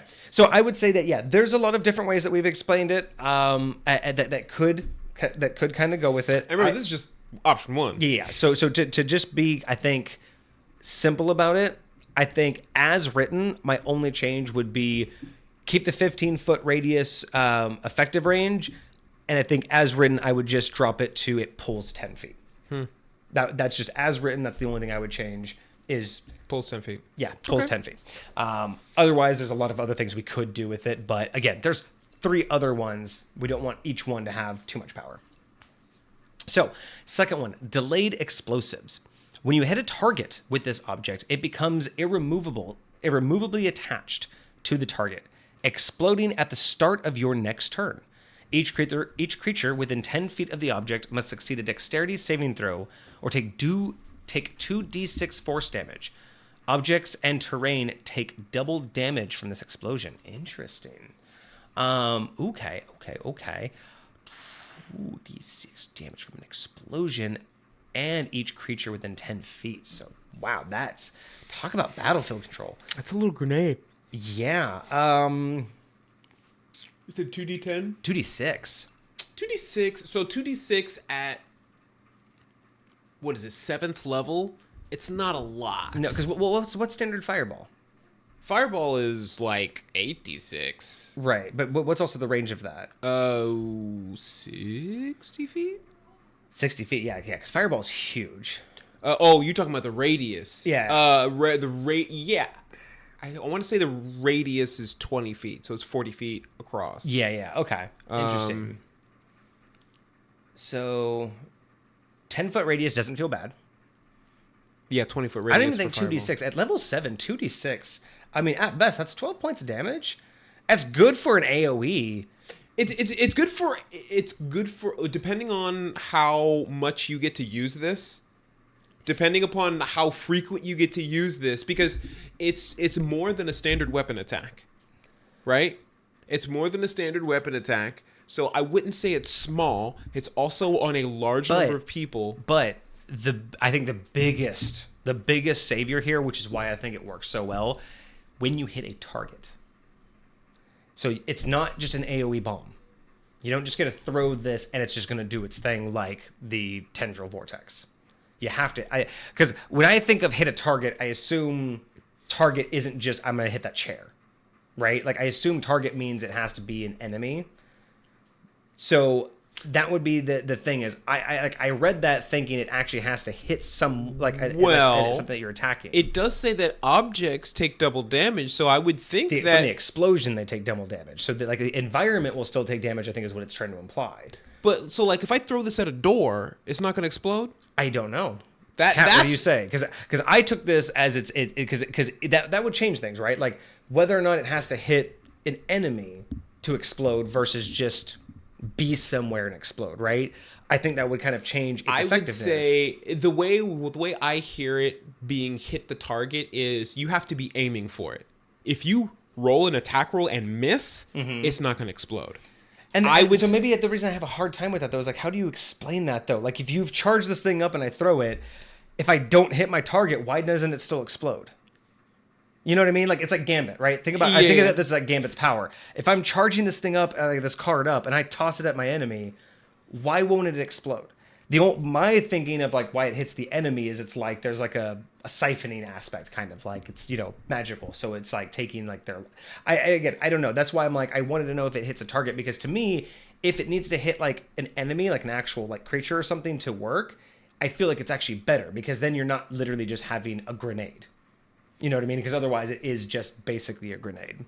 So the target was intended to be the target of the attack. I wasn't sure the word. I did not use the word creature by choice. So trying to word it so that it explodes if you miss. Trying to word it so it explodes if you miss is harder to word cleanly. Gotcha. Okay. I think so that's what the intent was. Why or how lore wise that works? I have ideas of how it could work. If I were doing something like this, I would say that when you're doing this, I don't know what kind of ability it is. If it's just I'm physically altering something, or when it describes in the very first ability, you're reaching somewhere else and pulling something back with you. Yeah. Right? So well, this one you're taking an object and it's forming it into a ranged weapon that right? Right. Actually manipulating it. And so I feel if I have some sort of control over it to manipulate it that way, maybe I can imbue it with intent of target, and so it's you kind of like a magic spell, kind of like Like if a magic, if you, but I don't know. Yeah, it's a very interesting concept. I don't know. I think my point is that I liked the idea that this was an after effect on hit. If you hit an enemy, like if you hit, like when I think of target, I think of like, I don't think of inanimate objects as targets. I just, mechanically speaking, those aren't, you target an inanimate object, but I don't look at them as targets. When I use that word, it's like a living thing that you are attacking, right? And that's just, it's pedantic. It has nothing to do with rules as written. Yeah. So that's why I think there's just that little confusion there. Because again, I just feel like, I don't know, maybe I just would rather it be that way because I like the idea that on hit, it has this knock-on effect. Whereas if it's just kind of a AoE bomb, maybe, I don't know. I'll read the other ones. Maybe it just feels out of place too, because again, we haven't read the other two yet. But maybe that's where I'm feeling is maybe if it's just a bomb, maybe it just feels a little out of place. Where if it's like this other shadowy thing, maybe there's a little bit more to it being more focused on a successful attack knockoff or a knock-on effect from a successful attack. But again, let's read the other two because maybe I'm just not seeing how it connects, and maybe I'm just feeling like a general like grenade just doesn't vibe yet. Because I think that's what I'm having a hard time with. It's just the explosion part. Okay. So I'm not against changing it to creature. The damage might need to change, but I'm not sure. And again, I'm gonna read the other two. Just it's my mind. I think I'm just having a hard time so far with what we've built or what you've displayed to us. I think I'm just not clicking with this idea that I've turned this into something that's just gonna be thrown and explode. I mean, you could say it's intent. Like you said, it's intent as in if I throw it and miss, why would I have it explode? Right. Like, oh, I'm going to blow up that door. And it falls. Like, I could just go, I'll just make a new one. Like, almost just dismiss it because why would I have it explode in the corner of the room? Yes. So that I can understand. Is if you don't hit your target, you just choose not to make it explode. But that's where, it's just more of a maybe I just don't have the connection of why do we have a grenade now? Like maybe that's the underlying issue. So, I forgot to add proficiency bonus to damage and the healing of the last one. Of the last one, Devourer. Okay, gotcha. I will reread that when we get to Devourer. Okay, so let's move on to the next one. So we have Wasp form. Sorry, warp form. Excuse me, warp form. When you hit a creature, When you hit a creature with this object, you magically alter its appearance. Describe the creature's new appearance. It retains its normal size, limbs, and senses. This effect lasts for 1 minute, or until the target under this effect succeeds a charisma saving throw at the end of each of its turns. On a successful save, the effect ends. So basically polymorph? I would say closer to other person disguise self. Oh, disguise other. Yes, disguise other. There you go. Because it's a new appearance, but it retains normal size, limbs, and senses. Okay, so you literally, interesting. So you're making it look like. So I don't know if it's technically an illusion or if you're actually transforming it. So is this? Okay, so is this meant to be for combat or for roleplay? I'm like, because you have to hit somebody. Like you have to throw a weapon at them. So you're not going to do this to like your ally. Real quick, what was the game again that this was based off of? Prototype. So in that game, because like you were infected, like everybody knew about the infection and like people were after you. You could like disguise yourself, and people could like that you might be able to be found out, and then they would like come after you. But one of the features of the game is you could like, you could accuse other people. Like so, let's say you dressed up as a guard. Mm-hmm. You could at any point in the game you could just walk up to a guard and point at them and accuse them of being the creature, and every guard around would light them up. Just instantly death. Like no questions asked? No questions asked. That's how bad, because that's like how bad this like the whole infection was. So if you literally were in the game at some point in the game, you can get the ability to just be like, it's him! He'd be like, no! Like the NPC would freak out, and then all other guards would just instantly go after him, and then they just walk off like nothing happened. So I'm wondering if that's kind of like this idea where you're trying to disguise them so their enemies would turn on them. Like their friends, interesting. Their allies. I think that's the idea. If I'm thinking about it from like the game prototype, is that you are intending to make them the target of the enemies. It's a transformation, but borrows some from disguise self rules. In prototype, you shapeshift into something you have absorbed. Okay, So yeah, so this one, changing someone else's look. So the only practical use I could foresee is if you could rationalize it that if you turned an enemy to look like something else in battle, the other enemies would attack it. But as a DM, in high point wise, I would have a hard time explaining that. Like in terms of if you're in the battlefield and you're aware of the battlefield, if it's not like a mass battlefield, right? If there's like, the 5 adventurers and like 5 enemies, the enemies know who the enemies are. Like the enemies saw that there were 5 of you. The enemies knew there were 5 of them. See, if you throw a dagger at one of their buddies and they suddenly look like you, or somebody that I'm attacking, like I have a hard time justifying a combat sense that I'm thinking, situationally how is beneficial with this. I'm thinking this slightly differently. Yes, it'll be kind of combat, but not traditional combat. Like I'm thinking, say if I'm running away, I'm being chased by guards, right? And I'm in a castle or something like that, and I know that there's going to be 2 guards guarding a door, right?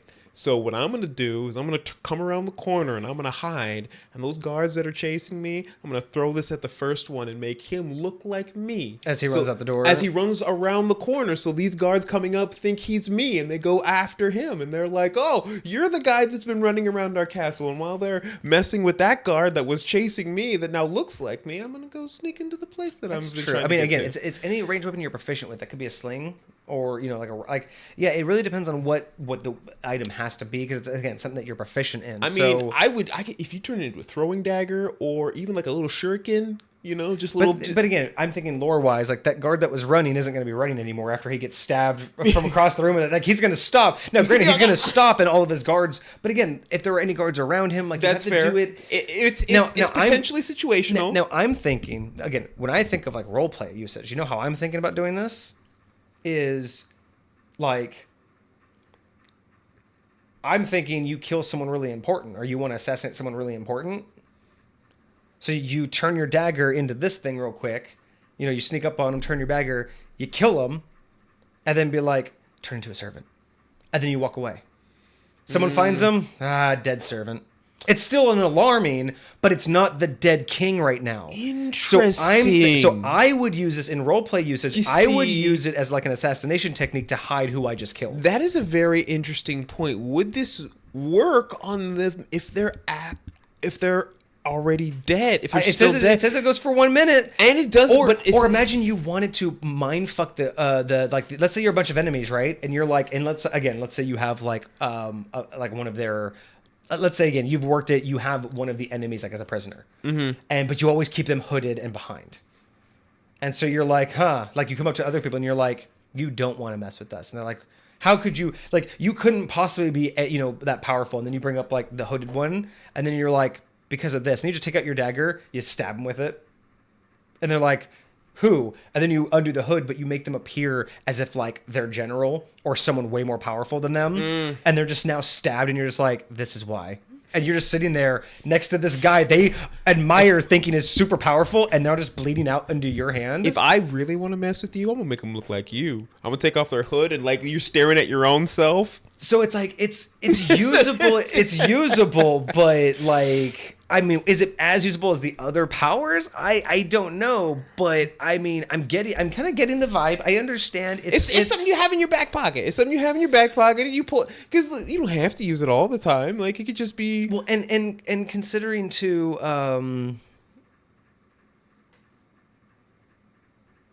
Let's see. It says it's intended to be a mind game ability. These weapons don't deal innate damage. Oh, so there is no innate damage. They only do their intended. So you hit them with this melee weapon, they won't actually do any damage. It'll just turn them into... Okay. So there is no actual damage being happened. As I might reword it so it triggers... it triggers by use, and you can choose to throw it at someone. Oh, gotcha. Okay. So it's not supposed to do damage. So yeah, you would just instantly turn them into something else. So yeah, you're not really like... hurting them. You're just it's basically kind of like a way to express why you're able to transform or do that. Right. So it's almost like you're throwing, because they're kind of like you have like this tendril, right? It's almost like you're throwing that tendriliness on them, and then it engulfs them and turns them into it, right? Like that would be kind of cool. And by that mindset, I like that visual. by that mindset, I'm now starting to want this because kind of like what they mentioned, because it's based off prototype. Why isn't it on me? Like, why haven't I gotten the ability to change my appearance? That would be cool. With it, like the tendrils should be able to like form around me and almost give me like the disguised self for 1 minute, right? Even if it was just that small, like that kind of gives me that prototype vibe where I should also be able to change self, not just change somebody else. That's true. So yeah, That's true. I would like to see that as well. And then again, thinking more about the prototype too, really interesting. Going back to the delayed explosive.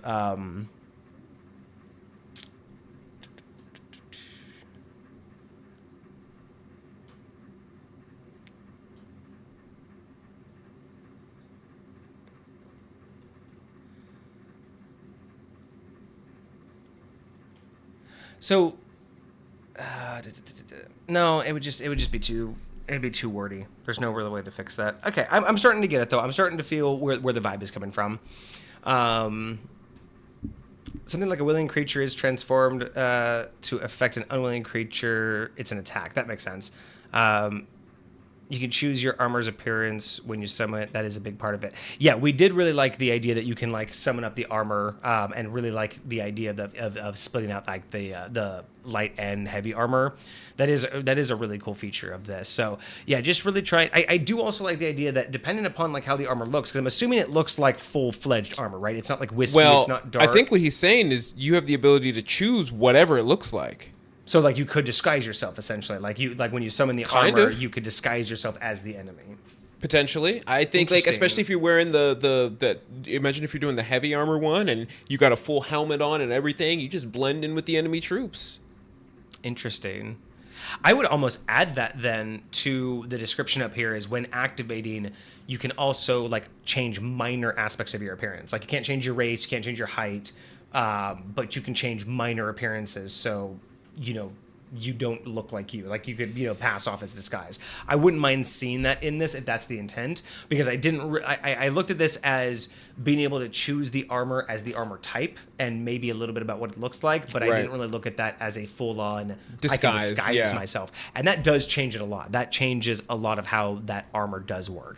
So I would maybe just say, add that aspect of it, of even saying that you can kind of change physical features, in the same way that astral can determine their appearance of the astral body. Okay, so you can really, I really say that, that would be big, especially if it looks like real armor, right? Because I also envision this, because like the tendrils, I kind of envisioned it as like mage armor, where it looks wispy, it looks magical. Mm-hmm. But if this is meant to just kind of almost be like the symbiote suit, where it just goes on you and then looks real, like just looks like whatever it's supposed to look like. Yeah. Or like more like the Spawn suit, where it just becomes whatever it needs to be. That's a big difference. So if that's the case, if I can basically use that and in a sense look like whatever I want, then this does make sense that at level 7 I can now make other people look what I want, like what I want. Okay. So warp form, I don't dislike it. It's very minimal. Lasts for 1 minute. But, I still think that does mean that it says just a creature, so why wouldn't it work on a dead creature? I mean, you could technically make a dead creature look like something else. I don't see why not. It's just an illusion. That's technically true. All right, and then ability number 4, Devourer. And this is the one with added text. Oh, yes. We've got a lot in here. Stand by. I got to make sure I... The charisma save was changed to wisdom. Gotcha. Okay. Yeah, that makes sense as well, because it is illusionary, so you'd want wisdom save out of it. And then yes, the number 10. What was the change? I'm trying to find it here. Oh, that was, I think, much earlier. So Devourer. When thrown at the corpse of a creature within range that has died within the last minute, the corpse disappears, leaving behind any worn or carried items. You regain 2d6 hit points. So what was the change to this darkness? You had mentioned it earlier. I think he changed the healing amount. At 10th level... Okay, so here it is. So at 10th level, Drift Armor increases your movement speed by 10 feet. Okay. Efficacious Armor gains the ability to summon a shield when you create the armor, or as a bonus action, the shield can be dismissed at will. So that's an additional 2 to your AC after that 17. I Up to love 19. it. I really like that. Being able to move faster or have more armor, I really like it. I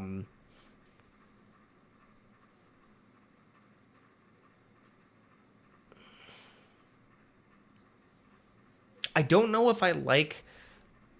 Does it make sense to need another bonus action to get rid of the shield?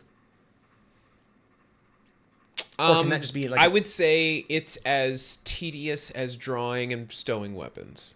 And so using it as a... No, and I guess that makes sense too, because it could drastically change your fighting style if you're going from like a two-handed weapon to a one-handed weapon. So the bonus action really is changing a lot. So kind of like downing the armor, the bonus action is needed. Okay, that makes sense. So those are other things that we got. So 10th level, drift armor, more movement, efficacious armor. You can now summon a shield, and then devourer. You add the proficiency bonus to the amount. So for both the healing of devourer and the delayed explosive. So for delayed explosive and devourer, it's the 2d6 damage for delayed explosives plus your proficiency modifier, and devourer, it's 2d6 hit points plus your proficiency modifier. Got it. Interesting. So you basically, you just wither away any corpse, and you get 2d6 hit points. That's not bad. That's not bad. It's interesting. I want to know what the limitations of this are before I size limitations. No, like how often can I do this before short rest limitations? All right, so let's look at that. Because if I'm just spamming healing, so if the object is not thrown after 1 minute, it will break into dust and become unusable. If an option requires a saving throw, your malicious mutation DC equals 8 plus your proficiency bonus plus your constitution modifier. You can use this feature a number of times equal to your proficiency modifier, and you regain all expended uses when you finish a long rest. So that means currently at 7th level, let me go back and look at my fighter chart.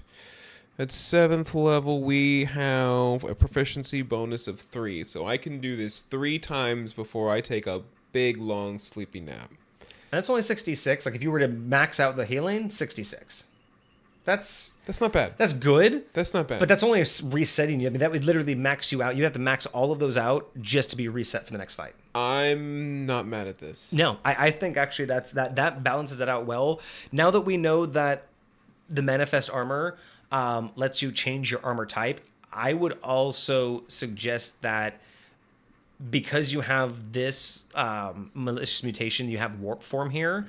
I'd almost suggest, I mean, I know subclasses don't get anything at level 5, and that's kind of the problem, right? Like you might just have to add it at manifest armor or at level 7 at malicious mutation. Just add extra verbiage that and maybe actually just add it here. Maybe add it in malicious mutation at level 7 as something additional. Say that when using manifest armor, it also acts as disguise self. Just add that just as that. So at 3rd level, you can make your armor look like anything, but you still look like you. Your armor just looks different. So again, they may see you as one of their own, but they don't recognize you. At 7th level, you can now basically, when you manifest armor, you can also use the version of disguise self and look like something else as well, right? So maybe that way you can go that extra step and actually change what you look like. So if people know what you look like, if you're wanted, at 7th level, you can now summon your armor and you aren't who people think you are. I think I'd like to see that. I think that actually makes sense at 7th level because, again, it's malicious mutation, right? Before it was just the armor you were summoning has the ability to look different. Now with this mutation, now you can look different. Okay. I think I wouldn't mind seeing that. I think it would go well with warped form, and I think it would keep better with the prototype reference. Okay. But I really do like this. I like it being stuck to your proficiency bonuses. As of right now, I don't know why. I really can't put my finger on it exactly. The only thing that just stands out to me that doesn't quite fit right is delayed explosive. I know it fits well with the game from what I remember of it, but it's just one of those things where out of everything it does, I feel like it's the only one that... It is the only one that does damage. It's the only one that actually does damage. And that's actually fair, too. That's for a ranged attack. It is something that we need. I'm not saying that it's not useful. It's just it just feels out of place in this ability. But I don't know why. I couldn't explain why. My brain is having a hard time wrapping around it. When we're turning these into something, do they not do their standard damage? It's not. I don't think. I think that's what XCat said. Is you're not supposed to. So does that mean these weapons don't deal innate damage? So does that mean that if I chose to do none of them, I could do innate damage instead? Oh, by the way, the shield previously, you can summon the shield. So once you're in, you can either summon with the shield or summon without it, and then summon it with the bonus action. Putting it away or dropping it is intended to be on a whim. So you can just drop the shield and not have it anymore. Oh, okay. Gotcha. Okay. So what were you saying? Sorry? Because, yeah, the weapons don't do innate damage. So, hypothetically, if I were to create this and not choose any of those and then throw it, would I be able to do innate damage?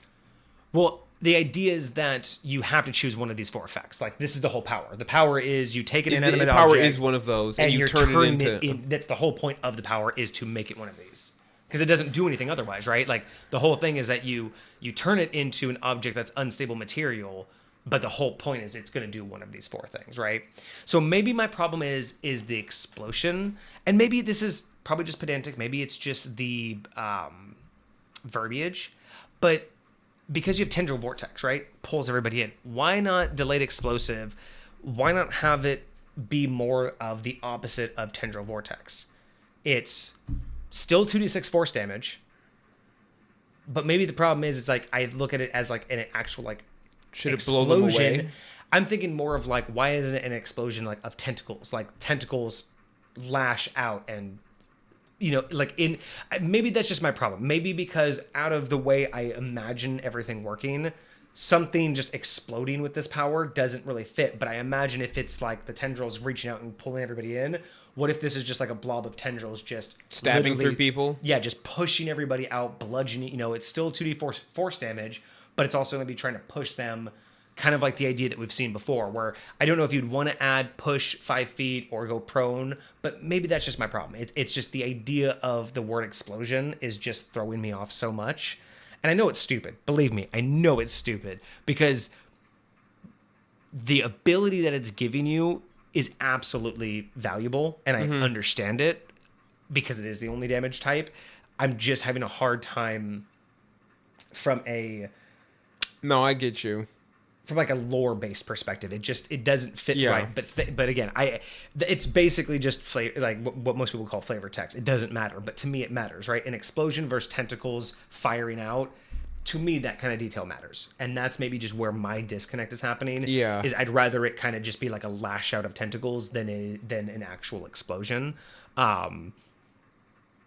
And I can't tell you guys why. I really can't tell you why shit like that matters. But again, it's what I've told you guys before about High Point. Words matter. What my players say, what I say, everything is used. So that's why for me, when it's an explosion, that has a very specific context, right? It's actually like something blowing apart and actually having like, force behind that, something that ignited that. Whereas tendrils just lashing out and blasting everybody within range with force damage, just...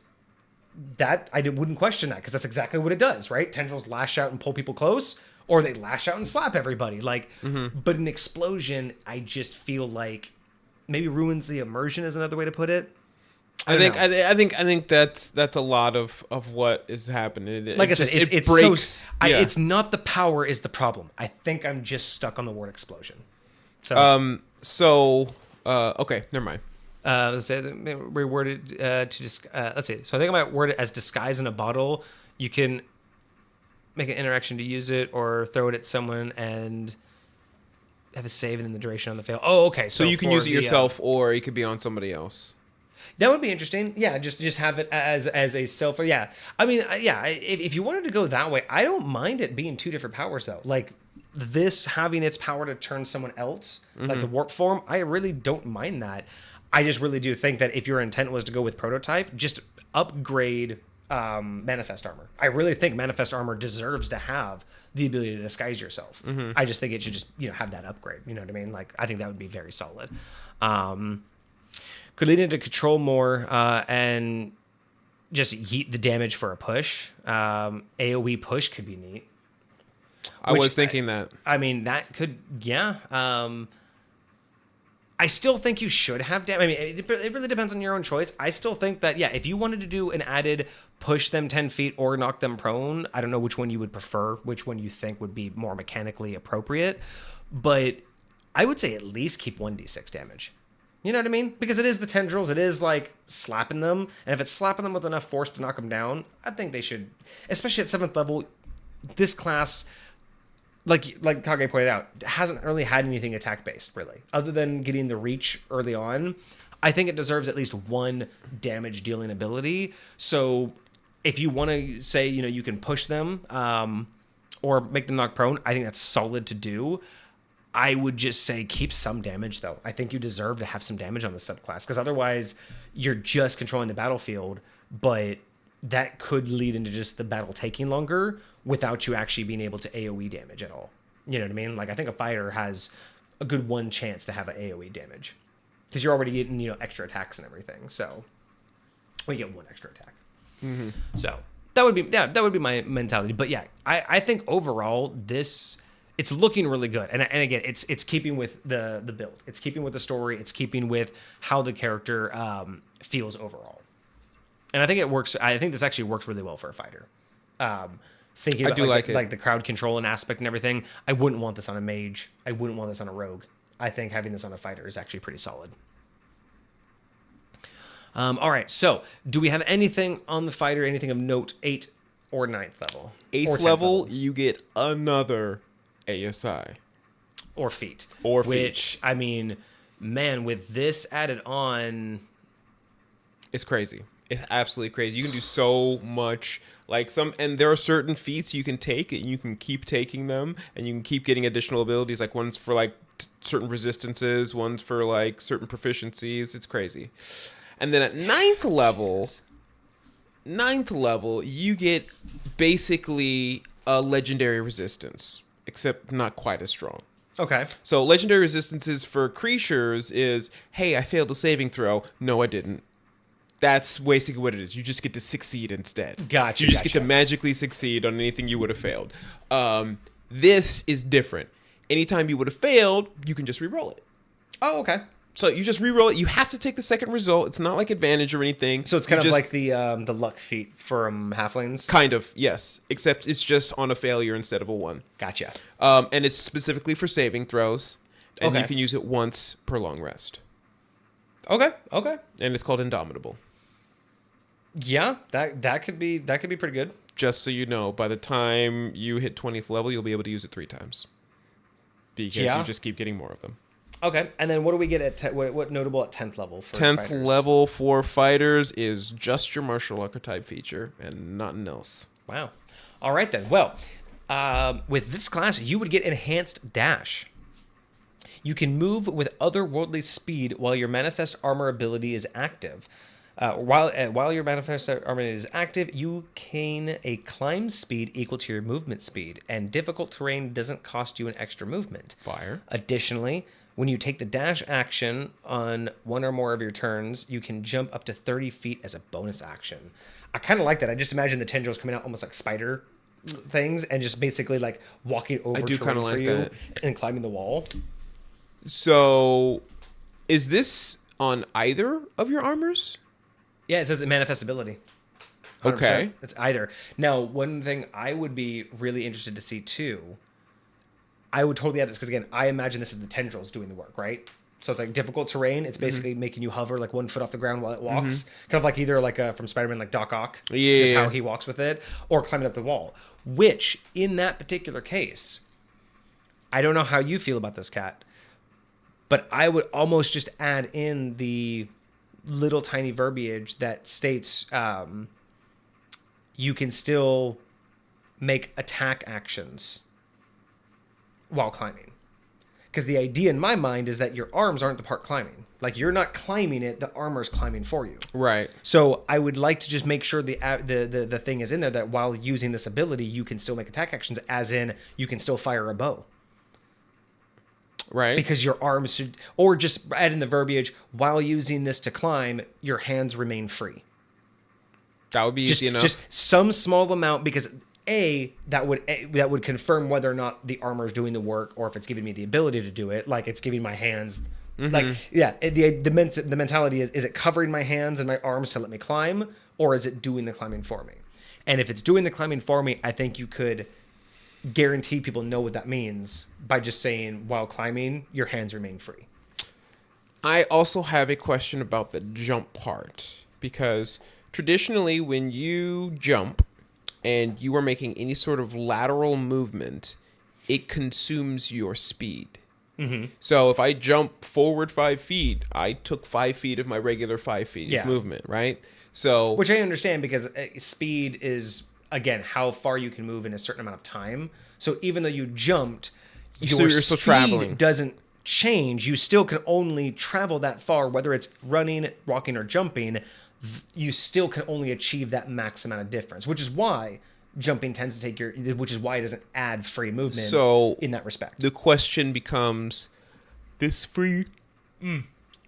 bonus action that I'm taking to jump 30 feet, is that an additional 30 feet, or is that 30 of the 60 feet I will get from dashing? Basically, because normally you can only jump like 10 feet. So it's basically, is it tripling your distance but not adding move? You're basically asking, is it increasing distance but not adding movement? No, because I'm assuming the 30 feet is lateral movement. Yeah. I'm assuming it's talking about like you're jumping some direction, right? So if that's the case, then I'm just consuming whatever my speed is going to be. It's intended to be a bonus 30 feet, not tied to movement in the same way one might use Misty Step or Teleport, like a Shadow Monk. Which I totally understand, because your movement's based off of your ability to gain momentum. These tendrils are basically launching you in very minute moments, right? So to me, you are moving faster than your character would normally be able to, but you're not in control, so therefore it's not part of your speed or movement. Okay. It's literally just an instantaneous slingshot. So it is additional. All right, it's 100% additional. So yeah, you can run 10 feet, jump 30, and then still have the remaining 20 feet that you're normally able to run. So absolutely like that. Fine.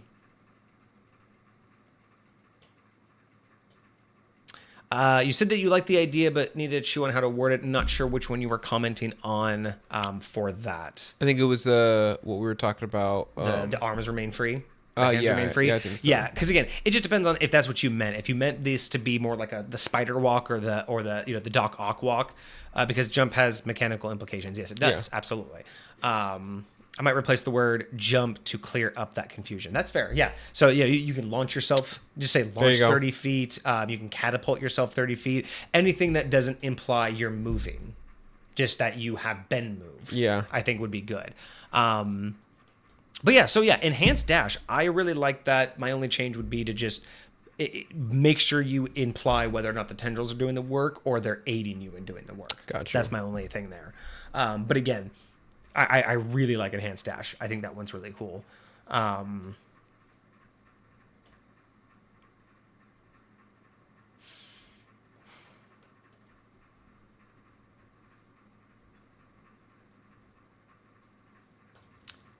Yeah, no, I'm trying to think of like really at level 10, should there be anything else? And honestly, that with everything else that we already have, I think that actually nails a good spot for growth on this character. I was trying to think of like, really, could you split it up again? Could you give each armor something of its own? And realistically, this just kind of clears up a good gap. So I think we're fine there.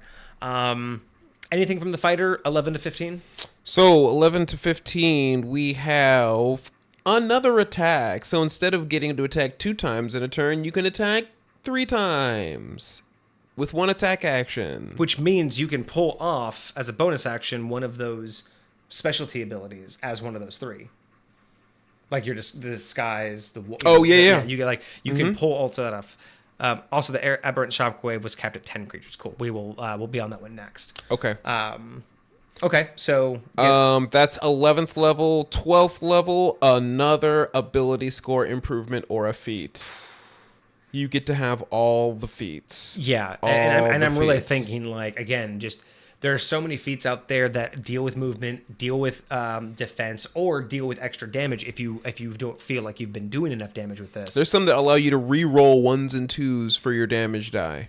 Yeah, no, this could be huge. And at 13th level, you get another use of your baby legendary resistance. Oh, very nice. You get another Indomitable. I wonder, is there a feat that like allows you to add damage to a ranged attack or anything like that? Because that would be kind of cool if you could take a feat that would add damage to these non-damaging ranged attacks by choice. So I don't know if it would allow that, or or do something like that where it's like whenever you make a ranged attack, you can do another action. Like something along those lines would be really cool to add to this.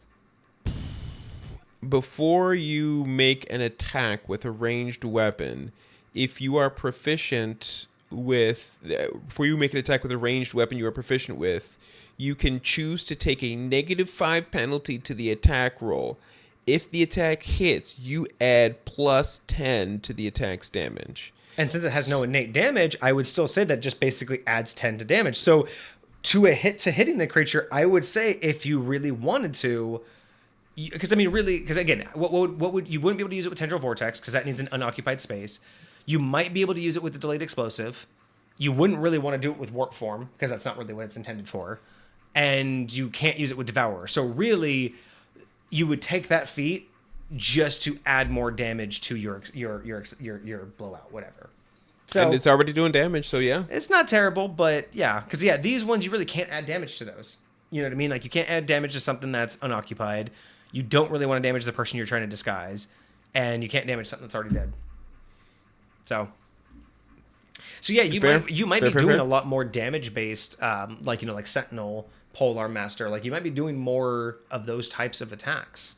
Yeah. Also, actually, I had a question from earlier at Cat that you weren't here for.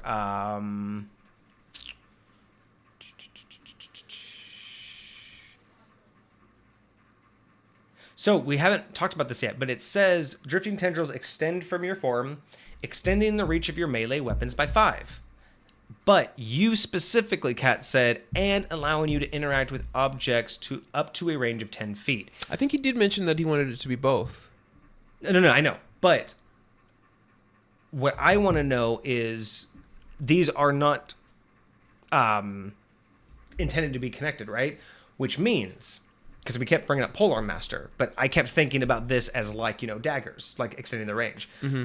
But if I have a polearm, and I have Polearm Master, and I have these tendrils, technically my new range is 15 feet. Yeah, because this extends your range by 5. Right, and if you already have something that has a range of 10, this is going to give you 15. Mm-hmm. So this was actually worded very well for that. Yeah, we haven't mentioned that because I think I overlooked it when we first did it.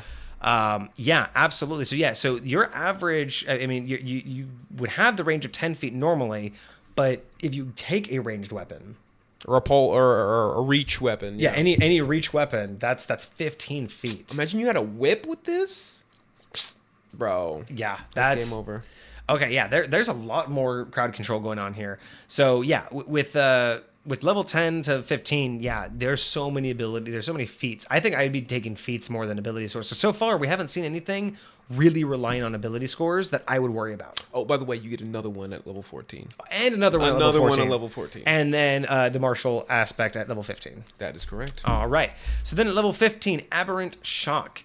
You know how to tear open the veil and unleash a shockwave of aberrant energy. As an attack, creatures of your choice that you can see within 30 feet, up to 10 creatures, I believe, right? The idea now is up to 10 creatures you can see within 30 feet of you must make a strength saving throw. The saving throw DC equals 8 plus your proficiency bonus plus your constitution modifier. On a failure, a target takes 46 force damage and is moved 20 feet in a direction of your choice. Once you use this feature, you must finish a short or long rest before you use it again, unless you expend a hit die for each creature you target when using this ability. So it's almost like this is a upgraded version of the explosion, right? Kind of like what we were talking about, where this is almost explaining what I was thinking of in terms of the remote explosive or the delayed explosive, right? Because this is talking about how like aberrant energy is blowing out, and again, I just imagine just tendrils, just these tendrils blasting out and hitting all of these creatures. It's doing a bunch of damage and it's moving them. So I would almost say for remote explosive, again, because I imagine both of these just being an explosion of tendrils, just take this and lessen it to like maybe 5 feet and 1d6 force damage, and that's your remote explosive. Basically just make this remote explosive, but from you. So you can do it from a distance, but this uber powerful one is like a self-explosion from you, from yourself. If we were going to do that, I would increase this damage and keep it at 2d6. Oh, the other one at 2d6. Yeah, and I agree with that. 2d6, Yeah. 5 feet, pushed 5 feet, and then this one is like 46. Or maybe even 66. 66, plus yeah. 20 feet. I mean, at at 15th level, you would, actually 46 is probably on the lesser end of damage for 15th level. Especially if you only get to use it once. You want this to be like that moment, right? Make it a bomb. Yeah, 66 minimum. If you're going to do like I could even see fireball damage, man. Or 66, 40, 10, make it something substantial, right? I would say, fully make it something really substantial. You're moving them 20 feet in a direction of your choice. So again, imagining these tendrils are whipping out, grabbing them, and then just tossing them to the side. That's in crazy. all of this chaos. That's what I imagine seeing. Because again, I mean, thinking of the game prototype, I am imagining these just like visceral tentacles just coming out of the body and just doing these things. So I do like that. So what's interesting is you say that you're capping this at 10 creatures, but we've seen so far that the other ones didn't have a cap, and we've talked about how we might cap those. And I think one of the suggestions we had was capping it at equal to your level, a number of creatures equal to your level. Yeah. So that could be another option. Because again, at level 15... I am not shy at all. If you just say everyone within 30 feet of you, I'm not shy about that at all. At level 15, I expect battle. Like, I expect you to do things. Honestly, with what I'm thinking this thing is, like, I imagine, like, these tendrils are going out, but, like, it's a shockwave. So they're, like, going through and in and out the ground, and they're, like, probably I was just thinking through the air. I was thinking they were just lashing out. Because, again, it also says creatures. Now, it says creatures of your choice, so it is intended, right? Like, it's not going to attack your buddies or anything, right? But yeah, I like at 15th level, I kind of feel like I don't mind it just literally being any amount of enemies within 30 feet of you. I think that would cause the perfect amount of chaos for a one-time use. Yeah, that's just me. I don't think it needs. And I love the fact that if you do want to use it again, you limit to however many hit dice you have, because you're not going to have a stupid amount of hit die. You're not going to be able to do this on 20 more people. Exactly, and it's hit die per creature, which is absolutely phenomenal. Yeah, so I think that limitation allows you to give a little bit more freedom on the initial use of it. And it's a perfect follow-up, too, because just like I'm thinking about in the game where you could just like make this explosion and then just like reach out and just start punching these guys with these things and throwing them around. It could be like finally like at the very end of a battle you do this, half the guys are dead, but they're just like one or two are still up, and you're like, no, I'm finishing this. And then you just burn 2 hit die to just like throw them again. Like, yeah, that would be absolutely dope. Now, what I'm really curious about, though, is it says unless you expend a hit die for each creature you target when using this ability again. But that doesn't mean that at any time I can use it just once. Like, I have to use the attack everyone before I can attack one person at a time. Interesting. You notice that? Like, you can't just say, you know what, I want to grab that enemy and throw him 20 feet. Yeah. You have to burn the big power before you can target them. So I wonder, would it be worth just saying that you could do the shock, or you can spend the hit die to individually target a creature? That would be interesting. Because it's intended to be a continued use. But I kind of, maybe what I wanted to do is just attack one creature with this. I got to look up the rules on how many hit dice you get back on a long rest. Oh, that would be a good one. So let's see. So originally it was everyone, but some people made a case that was a bit convincing, or rather uncapped. But was also changed to one of your attacks. Okay. Instead of an attack. Gotcha. Okay. And then so you know how to tear open the veil and unleash a shockwave of Aberrant Energy. As part of your attack action, you can replace one of your attacks, targeting up to 10 creatures of your choice that you can see within 30 feet. Targets must make a DC saving check. On a failure, they take 66 force damage and move 20 feet in a direction of your choice. So once you use this feature, you must finish a short rest or long rest before you can use it again, unless you expend a hit die for each creature you target while using this ability again. So in this particular case, it's one of your 3 attack. When you take one of your 3 attack actions, you can activate this ability and do it. Up to 10 creatures. Again, just I think the 10 creatures is actually shooting itself in the foot. For 15th level, because that's it. I mean, it's a one-time thing. You're going to get to do this once in battle. Like, we've talked about this before.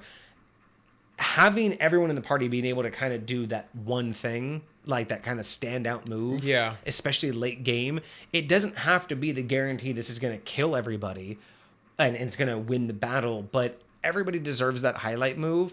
And while I understand probably players' concern over how many enemies this would tackle, it does give you a lot of targets, but not an infinite number. And I totally get that. I just feel that, it just feels super situational. Like, again, how often do you even have more than 10 enemies surrounding you? In that situation, it's like, I kind of want to just... I want to look like that. If there's going to be that many of them, they're probably minions of some sort. And if you're blowing this on minions just to blow up the battlefield, then blow up the battlefield, yeah. man. And like, what's the likelihood that you're going to have... I mean, again, what are we talking about here? Like, if you have more than 10, who cares if it's 12? Right? We're talking about, like, the idea of what if there's 20? Because that's what my mind... Like, if someone's arguing against, well, 10 creatures is too much. Like, well, is 11 too much? Is 12 too much? Is it 13? Like, you have to kind of define that, because if you're talking about, well, what if there's 30 enemies on the battlefield? I'm like, what if there are?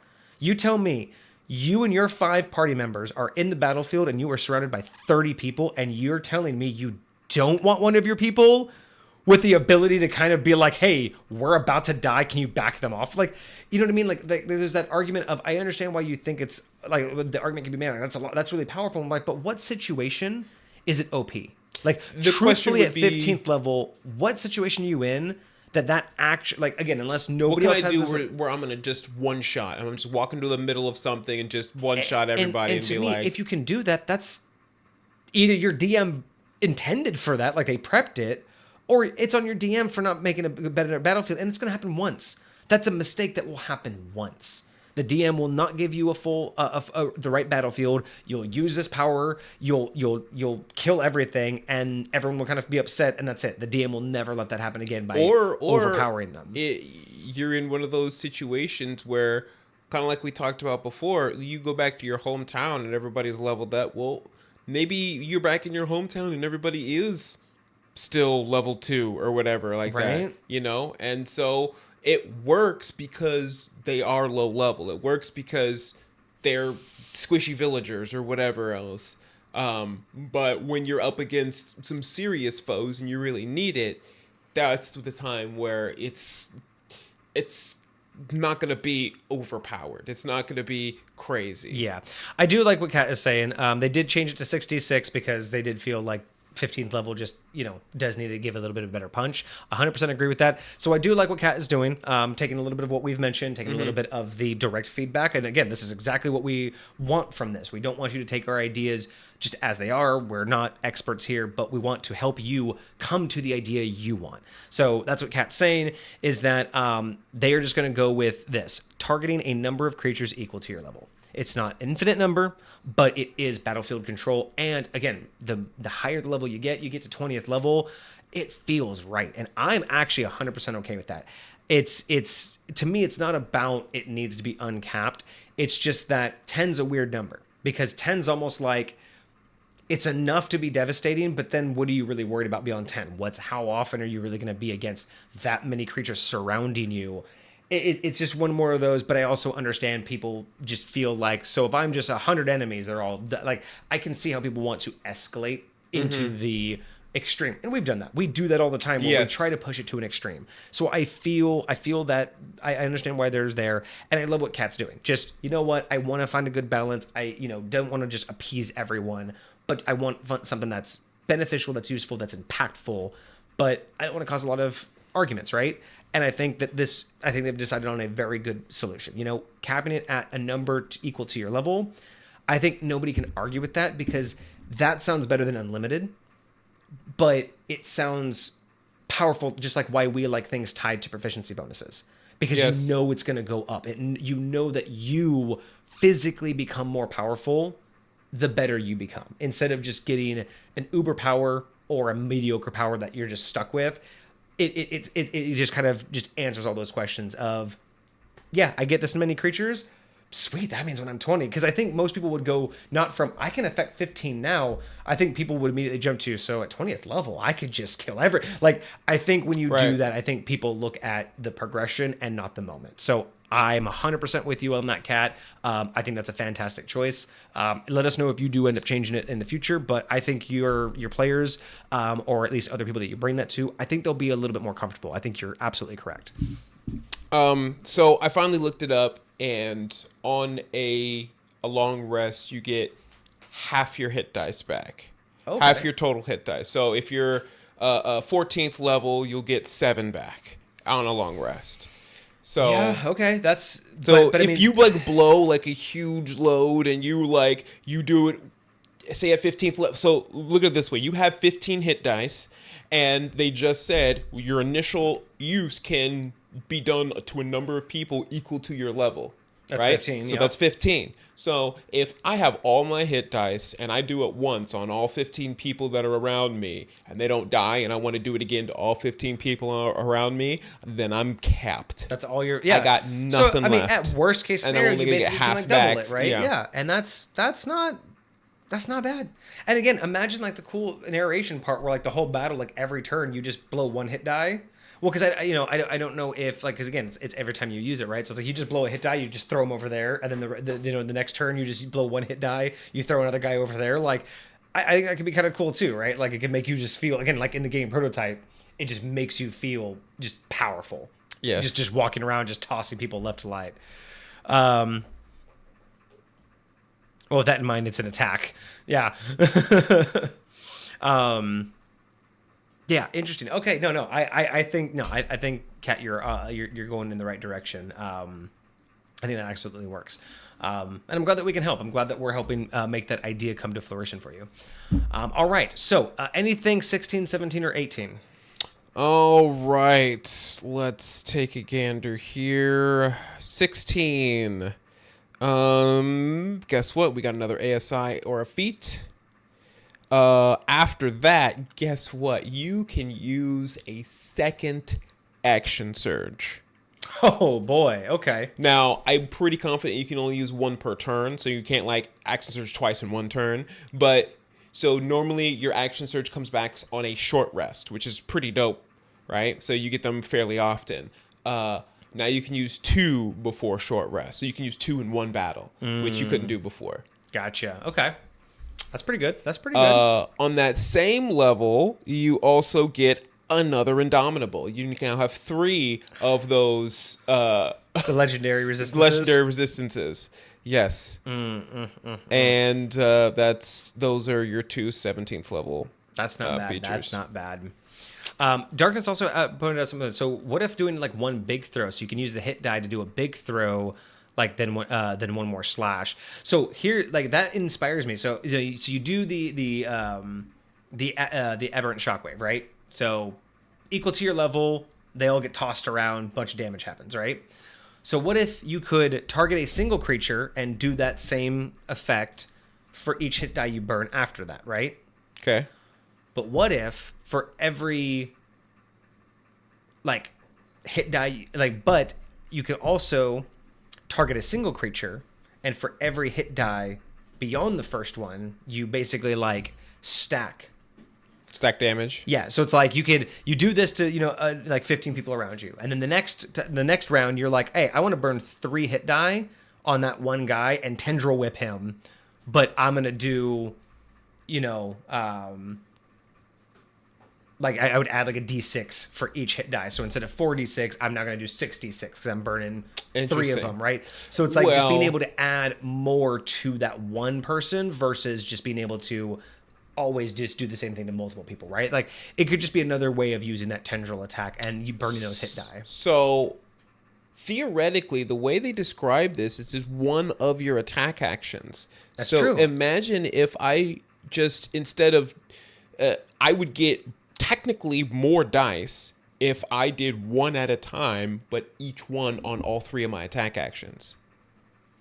So instead of doing all 3 at once and only adding 1 d6, right, I would do the first one with my first attack action and get 66. The second one with my second attack action, get another 66. But I think the idea would be because you have to, the intent is targeting like multiple creatures. That's what you wouldn't be able to just go the same creature, stop, the same creature, stop, the same creature. I mean, if it's a new attack action, you wouldn't be able to do that?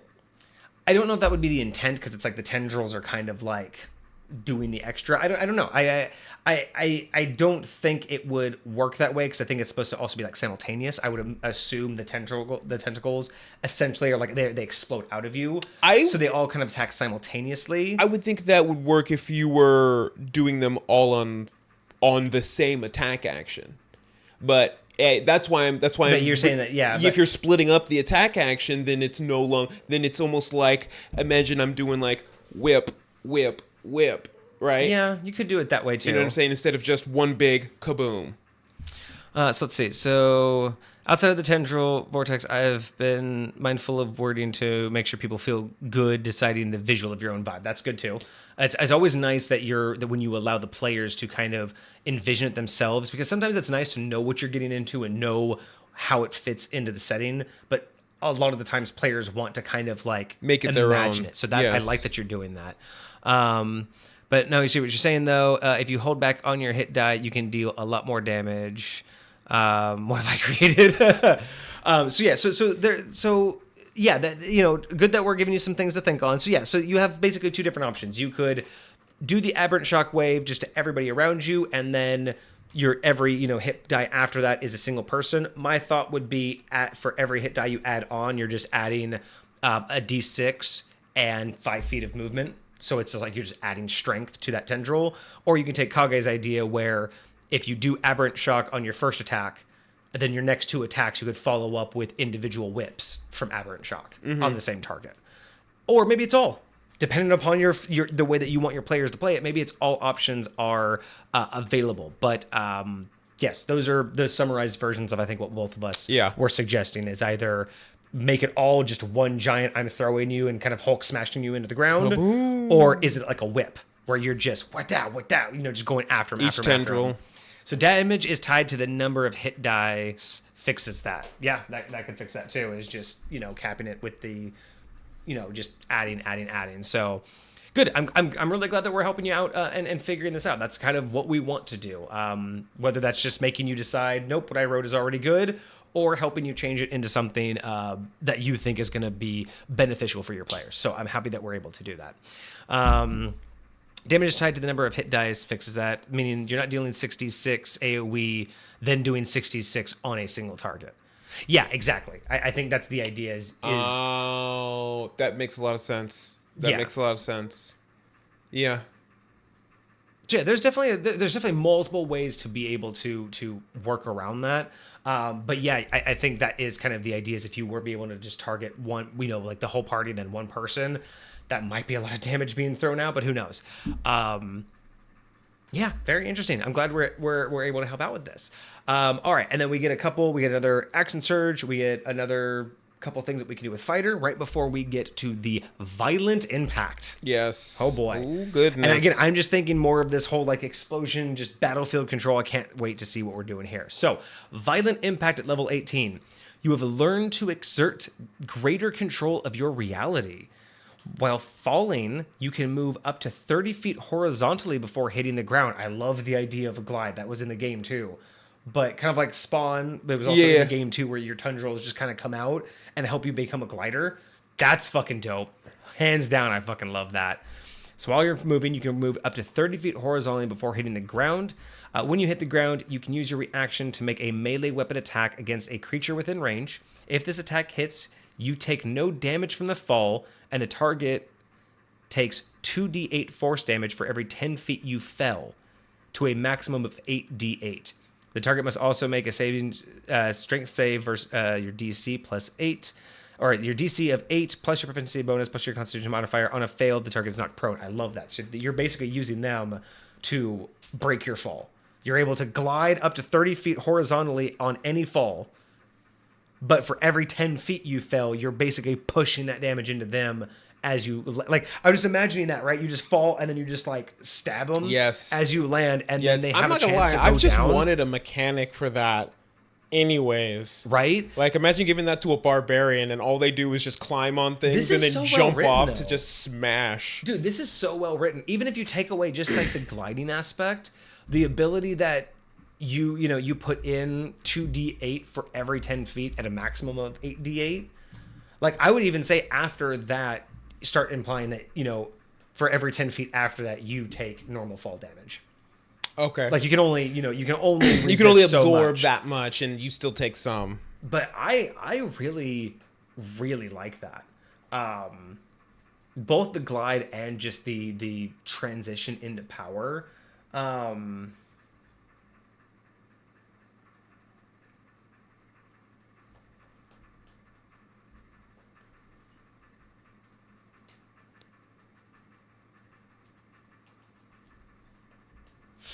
What if I don't know how either of you? What we have in here? It was also suggested to me that Violent Impact is swapped to 15 and making Shockwave become the capstone.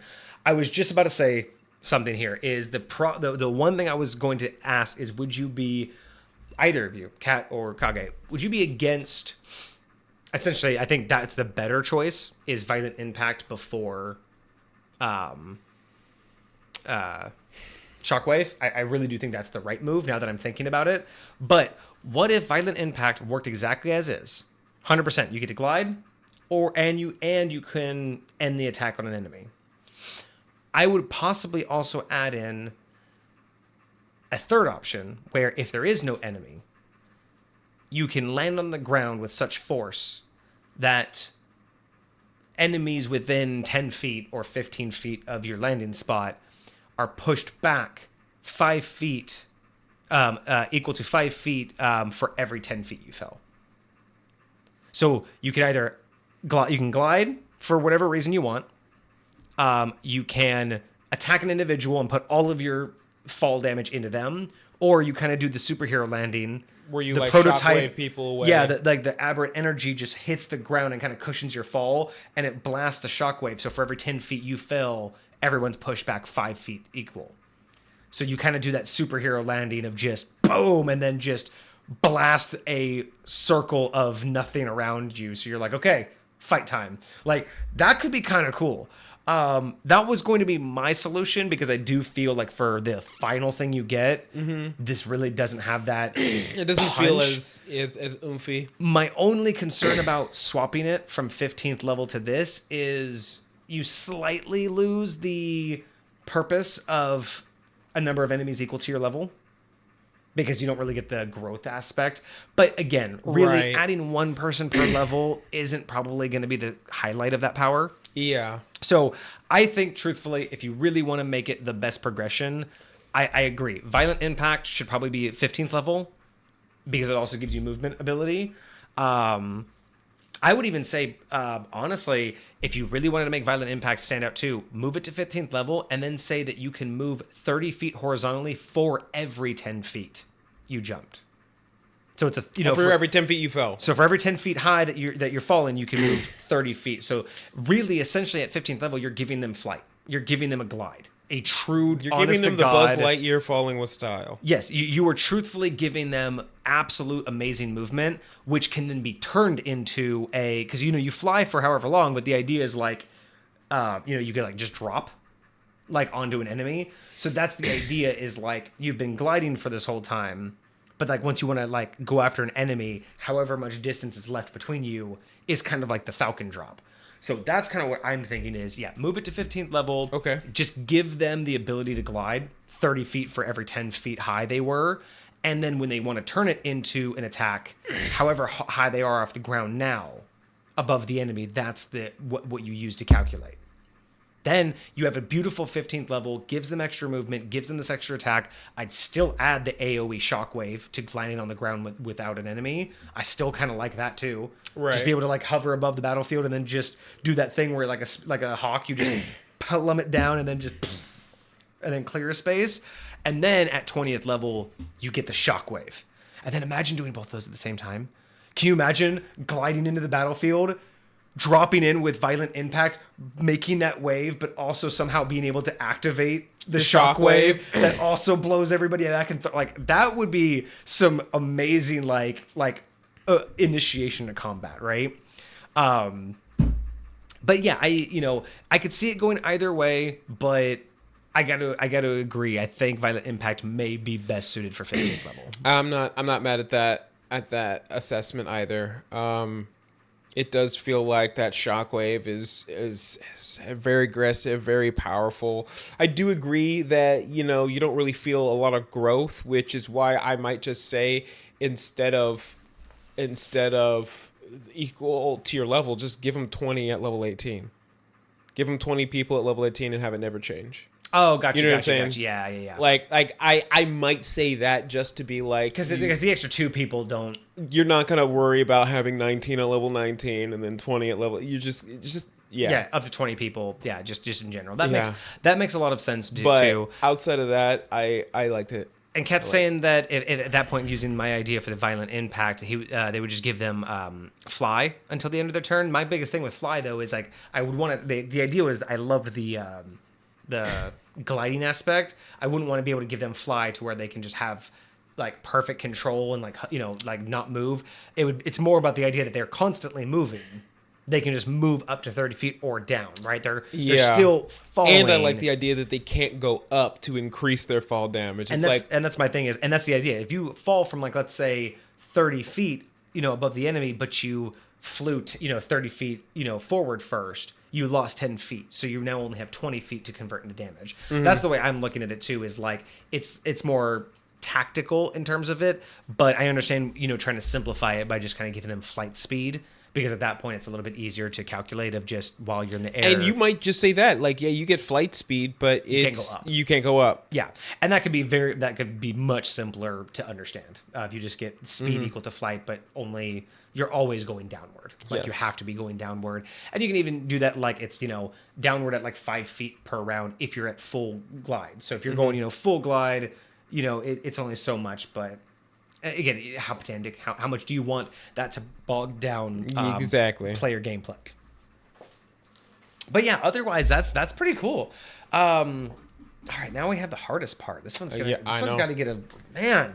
We've been having some submissions, man. We've been having some submissions. We have. This is crazy. I've built an ability that does a blast on impact based on height, but without having an inbuilt resistance for fall damage or immunity, the build doesn't work at all. As it's very risk reward. That's true.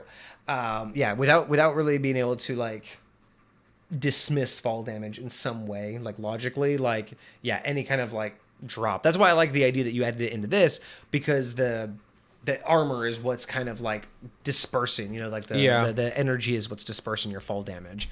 So I see where you're going with that. All right, the hardest part. Okay, so does this need to be in high point?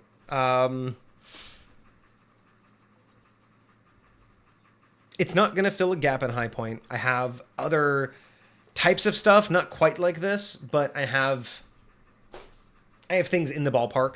I would say that's about as far as I'm going to go, just because I don't like saying that a lot of the times, because again I've put so much and so many thoughts into it, whether or not they're fully fleshed out or not. So I never want to say like, oh yeah, I already thought of that. I don't want it to be like that. I want to be honest about it. It's like I have thought about things similar to this, not from the prototype game. That's not something I've tried to be influenced by, but this idea of a living armor, in a sense, I have that idea. A living armor that essentially works with you, kind of like mine's more based off of like, I guess, Spawn, if you would think of like the living armor where it kind of works with the character until they learn to control it.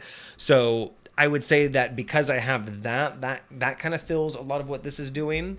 So it doesn't really like need to be in high point as is. Does it give me any inspiration for high point?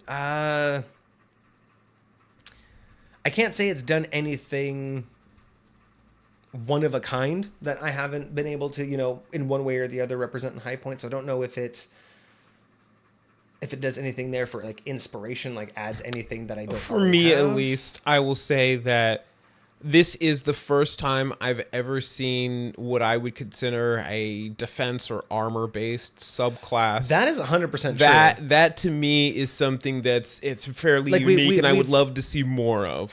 Right, because a lot of the times most people are worried about what they can either do magically or offensively. This really is the only time that we've ever either received one ourselves, but I don't know any other It's very tactical. Yeah, generally based though. I don't know any standard subclass that focuses on defense as much. Yeah. Like they have defensive aspects, but this is very much defensive based. So that actually is really good.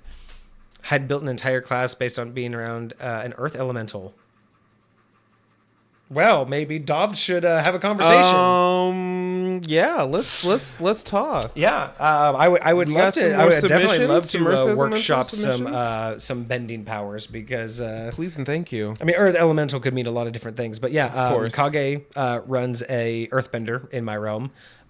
He was actually the first to help craft that one out. It wasn't so good, but I have cannibalized a lot of abilities over time for things like this. Hey, that's exactly how it works. Build Yes. and build and build, and if it doesn't work yes. out, take pieces from it. But yeah, Earth Elementals are really a lot of fun. Like it was cool, but it wasn't fleshed out as it needed to be. And that's exactly why, we wanted to do the Earthbender for Kage's character, Dovd, just because we wanted to see what it would be like fleshed out. So that's just what we've been doing over the last couple of years is playing with it and Slowly but figuring out surely. what it needs to be at each level. So maybe one day we'll finish that one, because once we finish that one, we can basically bleed that over into the other 4 or the other 3. Yeah, And then we can basically release them as a set. that would be That'd be cool. kind of fun. Maybe we should do that for like a high point showcase. Yes, exactly what I was thinking. All right, so back to the hard part. Okay, so I always like to go through those first 2 because as I'm developing like the list, I'm trying to develop a list for y'all to like follow along with in terms of like how I do my scoring. Mainly, it's just so I can be consistent when I talk to you guys about my scoring and all of that. I don't even know where my notes are, but yeah, so the first thing, those are the first 2 that I know are kind of like the capstone points. Those are the first 2 things that will get people to that 9 and 10 out of 10, which is, is it necessary? Like, am I, is this something that just I need to take right now and put it in high point, or is it inspiring enough to develop high point into something, right? Those are like usually the first 2 I can knock right out of the way, because everything else is just kind of like a numbers game in terms of like how well does it fit. So beyond that, it's definitely not a reskin or a rebrand of an existing item. This is definitely not just, you didn't just take unique. something that we've already seen and just try to, fancify it by making it your own. It is definitely not reinventing the wheel. It's not overcomplicated. It's not unnecessary. Not unnecessarily reinventing anything or being overcomplicated for anything. Hoi Lepa, good morning. Coming in at the very end of our stream, but glad to see you. Let's see. Is it OP for the level or description or what it is? I don't think so. I don't. Is it unnecessarily specific or situational? I really don't think so. I think that this actually can blend in a lot of different games. Is it useless? Absolutely not. This thing has so many valuable uses. Is it a one-to-one ripoff of a non-D&D pop culture? As in, it has no regard for D&D whatsoever. Actually, and again, this is not to say, do we know where it came from, therefore it doesn't matter. What I mean by this, this is one of those notes that I have on here, is a one-to-one ripoff, as in, it has no regard for the rules of D&D or for its synergy with D&D. It's like basically saying, oh, I built the Iron Man suit. Just in What does it D&D do? terms, The Iron Man suit. It's the Iron Man suit, and it's like, so there's no real concern for D&D. You just literally found everything in D&D that. Or if you tried to like convert a Harry Potter spell. For one-to-one, and just say, no, that's what it does. That's all it does. Yeah. That's what we're talking about. When we see something that you're like, I saw this in this pop culture reference, and now it's in my game, as is. That's the problem. Is sometimes that can be done. Like, again, there are exceptions. But when I don't like reviewing things that someone just says, I like that, and now it's in my game exactly as is. And when you realize that it doesn't work for D&D or it breaks the game or whatever, it's kind of like that whole, that's what will take points off. So it's definitely not that. It is a reference, but it is not a one ripoff, and it does take D&D into account. It does regard D&D very well. Big Dungeon Energy, what is up? How was your stream tonight? We saw you streaming earlier. It's kind of funny. We both have overlapping streams. You're what, 6 to 9, and we're 7 to 9. But I think we tend to go like 7 to 10 nowadays. I don't know. It's 7 to 9 because that's the standard. But yeah, we just found out today because we were looking. Kage had found that you were streaming. I noticed you were streaming when we were getting started. Yeah, but I hope your stream went well. I hope it was all fun games. Literally. Exactly. But let's see here. So, okay. Yeah, so it's definitely not a one-to-one ripoff, but it is a beautiful representation of that reference. Like, again, we love those pop culture references. It's just that difference between did you regard it with D&D, and you absolutely did. Let's see. Is it unbalanced? I not overly so, but I do think it could use some fine-tuning. I don't want to call it unbalanced, but it could use some fine-tuning. Sure. Now, these... Okay, and then so the last one really is about... So it doesn't... So I wouldn't call it unbalanced. I do think it needs a little bit of tweaking. So we'll add a point to that. So that's 3 points off so far. Now, as for this last one, which is kind of like the kicker, is basically how much would I need to change it to make it work for high point? Like, for this to work with my lore, my mechanics, and kind of like what I was saying, like the issue with the explosion, the explosive, right? That is one of those things. As much as I like this, even as written, I would not be able to put it in high point because of that explosive. Like, right off the bat, that's an example. I don't really think I've talked to you guys about that kind of stuff. I don't think I give examples. But like, one of the reasons this would not be able to go into high point directly as is, because it doesn't make sense that it can explode. Kind of like what I was talking about, right? It's just in high point things, I have a weird way of understanding how things need to work. So this last one is just kind of deciding like, how many things would I really need to change to make this work for high point? And that kind of adjusts how many more points I take off. So we're already at 3. And then of course there's like a 1 or 2 point for balancing, as in like, have we seen an item like it before? You know, because that's the other thing too. If we get too many things that are similar, I do have to compare it to things we've also rated before, to kind of give it that, like, you know, reference of like, hey, I've taken a point off of this other one, or this other one didn't do so. Right. So there's that. But otherwise, there are a few things I would have to change with this in terms of like the explosive, and a little bit about how the powers would work. I know that this is not really a reflection on you at all, because I know that a big thing that you were trying to do is give player agency and player control over what this looks like. And as much as I do love that, when it comes to high point, I like doing that as well, but I'm also strict and have my own limitations on how that works. I have to set a good foundation for what they can build upon versus letting it be a little bit too open. So I know that kind of is a few of the things that I would change are just more of you can make this look how you want, but they got to stay within some of these foundations. So I would say with all that involved, but how well put together this is, and I mean, I even want to give it props for being such a good, what's the word I'm looking for?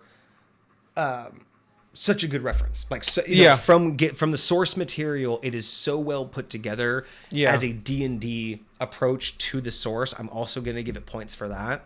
So I think at the end of the day, I'm going to land on this guy as...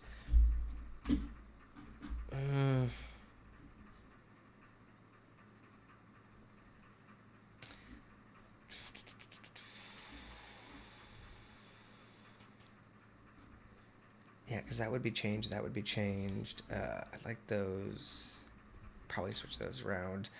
Let me see here.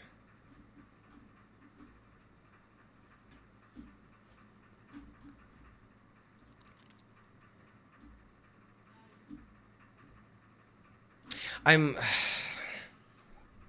sorry, my brain is like kind of stuck in a circle of mathematics right now. I'm gonna give it a 6 out of 10. Okay. I think I think without knowing, if you hadn't have told me this was from Prototype, it would have been a 5 out of 10. As is, it would have been a 5 out of 10. It's going to get the extra point because of the source material and because I know where you're coming from and what you're trying to achieve. I think that makes it a lot closer to being complete than I would have normally guessed or normally would have rated it, in terms of like how I feel in terms of like its synergy. Take it into what Kage loves to say, synergy. It's almost synergistic. It's almost perfect. It's almost like exactly what I would want it to be. But if I didn't know it was from prototype, it wouldn't be as close. It's closer to being complete because I know what the source material is.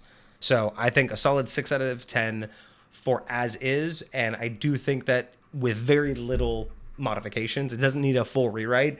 I think just with a few things, I would be able to see this as higher in terms of high point. Remember, in terms of high point, not in terms of goodness. I think this is awesome. As a player, I would play this in a heartbeat. Yeah, as a player, I would love to play this. I asked if no, so he says no, not yet. I asked if he had anyone play this subclass yet, because I'd be very interested to hear of any sort of antics that went down with somebody being a class like this.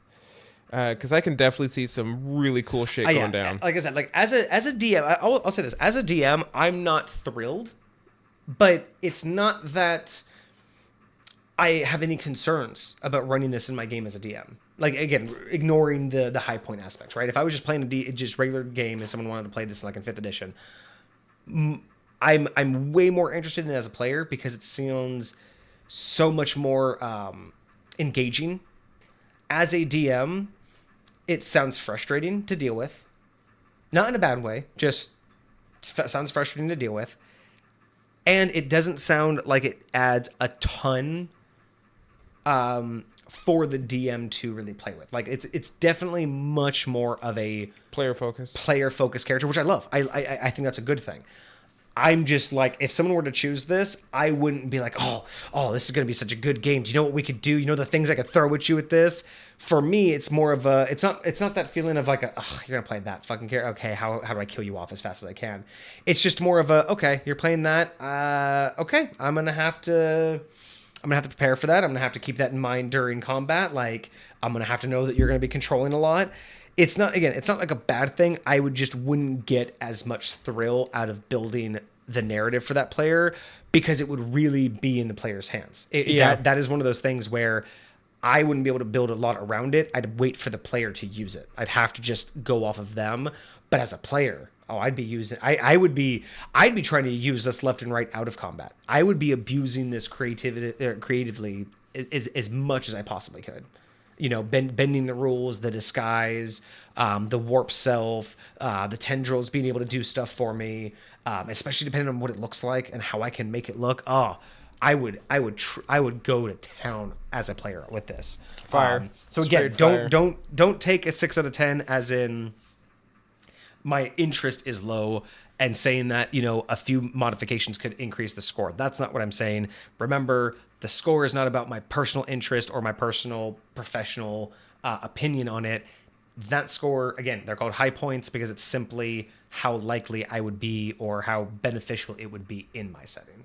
But otherwise, I think it's fantastic. I would love to see, if you do decide to work on it at all and clean it up, we would definitely like to see a re-review at some point, kind of, you know, just seeing what's going on. Because I would love to see any kind of thing. Obviously, it's always nice to see what we help with. But I just, you know, always like to see like what a final product looks like, especially if you haven't used it yet. Let's see. So also here's the new wording for warp form. Okay, this is the disguise other option. So warp form. When you create this object, describe a new appearance of a creature. A creature can use the object as an action to taking on the described appearance for 1 minute.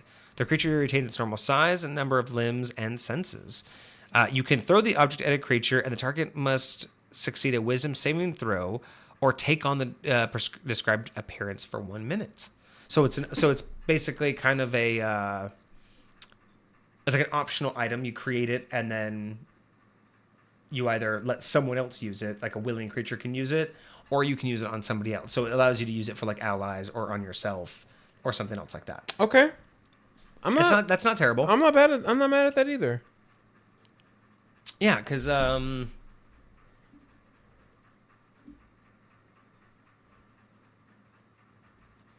because it will last for 1 minute. So it's like, yeah, you could basically, like, when you're walking up to the gate, or, you know, you're walking up, you could prep, you could create it and be like, you have 1 minute to down this, or like 1 minute to use this to your buddy, and then it will last for 1 minute after that, right? So that's strategic.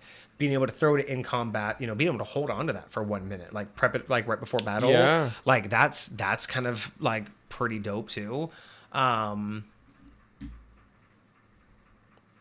Here's a question that we didn't ask. These can last up to 1 minute. How many? That's 1 minute is 10 turns, which is... No, 1 minute is 1 turn, which is 10 rounds, right? Well, yeah, 10 rounds. 10 rounds is a minute. I don't think we asked this question, Kat. Can I have multiple objects at the same time? Like, if I have 10 rounds, can I make a Tendril Vortex, a Delayed Explosive, and a Warp Form before battle? Like, right before battle. Do they all last a minute? As I'm saying, every time you create one, they last a minute or they become destroyed if you don't use it. Oh. So if I have 10 turns, can I pre-make these like right before we initiate battle and have 10 rounds to choose? Or can I only have one at a time? I would say that if you don't use any of them, then they'd be gone. Like the moment you create a new one, the last one's done? No, like he said, like the expended use of these. Like, say if you created one of each of them at the beginning of the battle and didn't use and you finished the battle and you would still lose the fact that you made them. I'm just wondering, like, can I make 4 disguised selves and disguise my whole party? Can I make 2 Tendril Vortexes that I can use at different times, or do I have to use it when I like? You know what I mean? Like, yeah. I'm just wondering, can I have more than one of these objects created, or do only one exist at a time? So yes, they last for 1 minute from the point of creation. So the first one would have 7 turns left. So yes, you can have more than one object created at a time. Fire. So really, yeah, you could disguise your whole team. So you have 1 minute to disguise them for 1 minute. You could, I mean, the Devourer, you'd probably just do as is. But yeah, the Delayed Explosive, you could create a couple of those and just, you know, basically pop those around. The Tendril Vortexes you could have prepped and ready. Because remember, you know, later down the road, you know, you have 3 attacks, but these are bonus actions. So if I could pre-make it, do my attacks, and then as a bonus, like, imagine going against an enemy, attacking him 3 times, and as a bonus action, throwing the Tendril right behind him and getting him off you.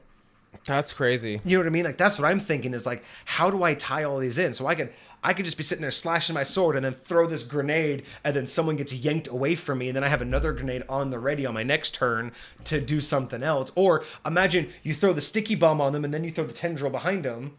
They get pulled away, and then it gets like... Yeah. There's so many weird ways that you could work with this because you can have multiple abilities. I think that also highlights this as well. I like it. I think I'll also add that it destroys the object on use for time warp form 100%. Yeah. I think all of these are... I assumed the item is destroyed when each and every one of these are used. Like, I just automatically assumed you consumed the item you turned into. But adding that verbiage will be good too. It's also unambiguous in its usage. I think so too, yeah. I will go now, have fun, need my sleep. Go sleep, Hoylepa. Have an enjoyable week ahead of you. We will be back on Friday. Hope to see you there. So yeah, well, I think that's great. I think this is fantastic. Kat, if you do decide to write up anything else and make any minor changes, please do submit this for re-review. This was fantastic. Like I said, we have not read a defense-based skill set before, like a defense-based subclass. This was absolutely fantastic. love that. I absolutely love having more diversity in classes. I think you have a lot of good balancing here. I love the source material. I love that you balanced it with what needs to be in D&D and not so much, what you wanted or just focusing so much. So yeah, no, very brilliantly done. Thank you so much.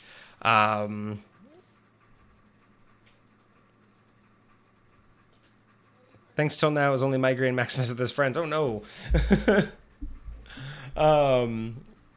But yeah, no, this was awesome. Thank you so much for the submission. I had a lot of fun reading this, and yeah, hopefully we gave you some good thoughts to think on, and hopefully we helped you secure some of your own ideas and what you want to see moving forward with this. I don't know when you'll look at it, but to tease it, the rogue subclass is silence-based. Now that is something that I want to hear. Okay. A lot of everybody wants to talk about like hiding shadows and stuff, but no one ever wants to talk about how you be actually sneaky, and that's how you be sneaky. Okay. All right. Well, that is already juiced us up for that. So yeah, thank you so much for that one. Thank you very, very much. I am so excited. Kage, what item do we have in store for next week? In store for next week, let us take a gander. So we just finished doing our fighter subclass, the Fringe Vessel. Next week is going to be a spell focus.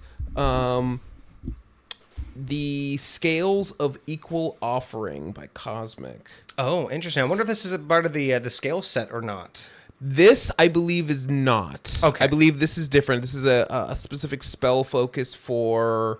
there was a little bit of lore in it. I'm not 100% sure. I actually tried my best to not know what's going on. Okay, but, we'll see that. So we have a spell focus, which is kind of cool because we did do that episode on fixing foci. Yes, which we really talked about. Like, I mean, I really should have called it. We called it fixing foci, which I thought was a better title, but I really should have called it the history of foci because that was actually the first episode we ever did like an actual history of. Oh, because I actually looked back on that to see how many. We only have 3 history ofs. The first one was the history of wild magic, which is the one that you brought up. You wanted to do the episode of wild magic. And then we did the history of ley lines. And then we did, which was from Babakis. Mm-hmm. And then we did the history of, just recently, last week, we did history, last Friday, multiclassing. But didn't we do meta magic too? And we did a history of meta magic as well, I think. So maybe we did more. Did we do wild magic? We did wild magic. Yeah, we did wild magic. That was that was the first one we did. Okay. Wild magic was the first one we did. But not all of them were titled history of. So I might have to go back and just rename those, just because I think they would be better to be titled that way. Because I know we did the history of foci, which was a lot of fun to talk about. But cool. I'm just really excited to see a foci as a submission because, again, one of the biggest things that we talked about in that episode of Fixing Foci, which is similar to what we talked about on our episode of Scaling Mundane Weapons. It doesn't work with the lore the way that foci have been presented in D&D. They basically just are a thing that you have, and it doesn't matter if you have this one or that one or a new one or an old one. You have it, and it's more of a throwaway. You have it because you have it, unless you want to make it part of your story, right? But otherwise, it doesn't matter. So having a foci that's like more customized, I think would be kind of going along with what we were talking about, where making foci last, making them matter, making them level and level with the character. Because again, you think about that history, and I think what we talked about is like, you think about a history of like an evil mage, the wand he has is like his original one, or it's like broken and decrepit, or it's burned from when he summoned a demon. Like, there's always that thing that they've like it's their thing. It's the thing that made them who they are, right? So I don't really like D&D how they just was like, yeah, you can have that foci, and if you switch, you can have that foci. They do the exact same thing. Be like, really? So like, I can kill the BBEG mage and take his foci, and I get no extra ability. It's the same as mine. It just feels flat, right? So I'm really curious to see if next week we'll get some of that stuff that we're missing from that. Okay. Kat says the rogue will be silent space, but not in the way that we might think. Okay. So I'm really curious for that.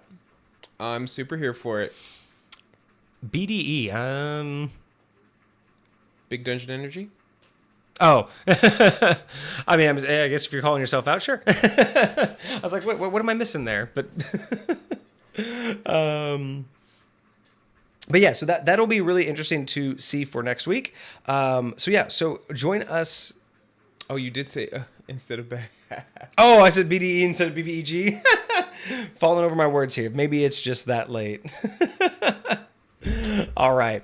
But yeah, so this was really fun. We have another one for next week. And for Friday, we haven't gotten together to do the psionic class yet, so we won't be doing that on this Friday just yet. Stream topics. What do we have coming up? I know we had quite a few things. I thought I saw you post something in one of our channels. Something about action points. Oh, that's an idea. That's not really a topic. It is just something that I wanted to kind of like workshop, whether it's like live or not. But it's a new concept for action economy for combat. Right. And essentially, it's a way to I do like that topic. get rid of people who, or not get rid of, but stave off some of the complaints people have about how combat works and why, turns kind of, or like, taking turns kind of sucks sometimes. So I'm developing this idea to play with action points instead of attacks. Okay. So instead of having a number of attacks per round, I'm playing with this idea that you get a number of action points per encounter or whatever. And the idea is that you get up to a number per encounter, You spend up to a number per turn. up to a number per round, and essentially the idea is that you kind of build upon it to where instead of it just being this 1, 1, 1, 1, you could be like, I'm just gonna do 3 hits on this guy, right? Or I'm gonna like the idea of how a lot of people say like they don't like the idea that they don't feel like AC represents everything that's happening in combat, and people don't like the idea that they can't do something about things. So I'm also trying to implement an idea of, well, what if you could use these action points as interrupts, as reactions? Gotcha. You can burn them and basically say, hey, I have an action point. I'm actually going to burn that action point to try to stop this guy doing what he's doing, right? Like this idea of more of a dynamic. So we're like, hey, this round, I'm going to burn 3 action points. I'm going to use 2 of them, and then I'm going to like hold on to that one. Or, I haven't figured out how to decide whether you can just burn them in the moment or if you have to decide at the beginning of the round if you're going to hold on to any and what would happen, because obviously then you can just say, I'm holding on to them all. But the idea is it's to help people feel like they're more engaged in a dynamic combat where they can kind of like throw things out like, hey, I'm going to do 3 attacks this round, but I don't tell them how many attacks the enemy is going to do. So once everyone decides what their actions are, then it's like it plays out. You know what I mean? So then there's like an actual play out of combat to where it's like, okay, you went for 3 attacks, but he also went for 3 attacks. So here's how that's going to play out. I don't really know how it's going to work, how it's going to be smooth, but I'm just trying to play with an idea to get around a big complaint that I've heard a lot of people have, which is just not feeling like they can do like the idea of action about points. Things. That's very cool. Yeah, so the idea would be it's a lot more about true action economy. Being able to say, hey, you can only take so many actions this entire combat. So you have to decide, yes, you might be able to interrupt that guy. You might be able to do something. Like if you have a mage right in front of you and he starts to cast a spell, why can't I just put my hand on his, stick my finger down his throat or something? Why can't I just slap his hands so he gets his sommatical component gone? Right? Like we don't really, we feel like sometimes it's like the turn-based system just really makes us feel like our character's just sitting there looking dumb, not doing anything. So I'm trying to play with a potentially new concept that would be very alternative to normal gameplay, but might be able to give players and DMs a new type of dynamic combat where people really have a lot more at stake by taking certain actions instead of just being like, oh, I'll just wait till next turn and do that, right? Or feeling that they really just can't do the thing that they want to do in this round. So yeah, I don't really know exactly how that's going to come up, but I'm working on it. I want to workshop that idea some more. We got a couple other things in here. Ritual casting, as well as... Oh, the history of ritual casting. Simulacrum shenanigans. I remember we talked about that not too long ago. The history of Simulacrum and all of its uses. That could be a good one. I also wanted to do the topic about what are classes. That's also a really interesting topic. Which I one? want to talk about. The topic of like what is a class or what are classes and how it represents to things. That would actually be very interesting because when you think about...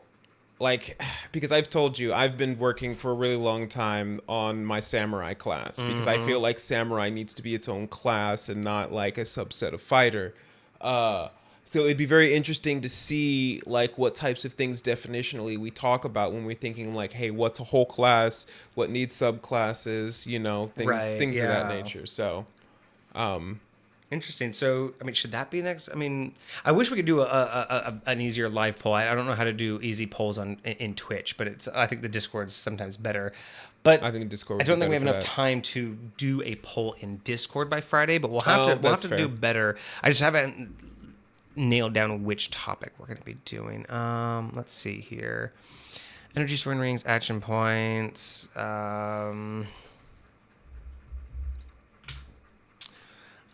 Let's see here. So I don't know. Simulacrum, because I know we just kind of wanted to talk about like for Simulacrum, we want to talk about the history of Simulacrum and just its many uses, like just how we could like utilize it a little bit more, like what it's actually useful with. Is that going to be a full topic, or should that be more of one of those like multi-topic days, or like a lightning round kind of day? Because I don't know if that's really going to fill. Yeah. Yeah, maybe we might want to have that. Maybe have a backup topic on that one. Or at least have something else to talk about. You know what? We also have the history of ritual casting. That was the other one that I mentioned, yeah. And I don't, like, as much as I want to talk about that one as well, yeah, as much as I want to talk about that one, I don't know if that one also is a full topic. Like, going over the history of ritual casting.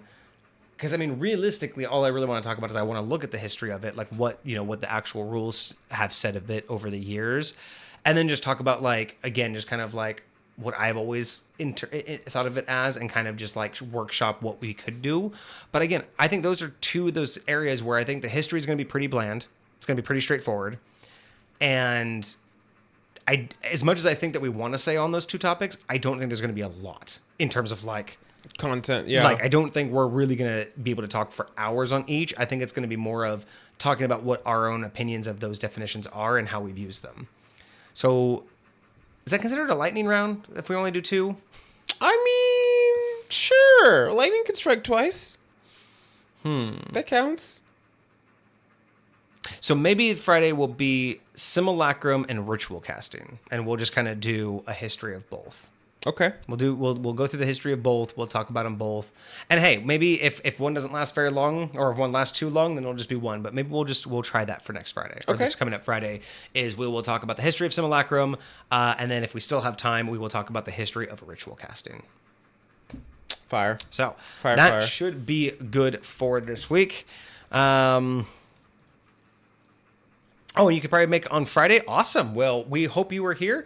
We'll talk about the history of simulacrum, when it was created, all of its different variations, and what we think about it, like what we could use and do with it, all of its abuses and loopholes. And then we'll probably won't be able to make a huge amount of time with that one. So we'll also add on the history of ritual casting, what it is, what it means, and what we also think that definition could be expanded to. Otherwise, that's going to be us for today. So we really do thank all of you for being here. It has been fantastic. We love the fact that you guys have all been in chat. Man, we had a lot of people in chat today. We had Cosmic, we have Hoylepa, we have XCat Darkness that was here. Big Dungeon Energy showed up. That was really awesome. We saw this guy, Kage in there. I have no idea who that is. Must be a new follower, but that's really awesome. Freeman was also even here, which is awesome. Got to show up for a little bit, so that's really great. Love the fact that you guys are all here in chat, and it really does help us out a lot.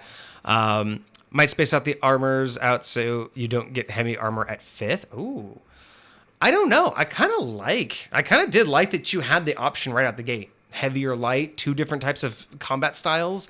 I think spreading them out might confuse the player by shoehorning them into a combat style before they really get to experience a lot.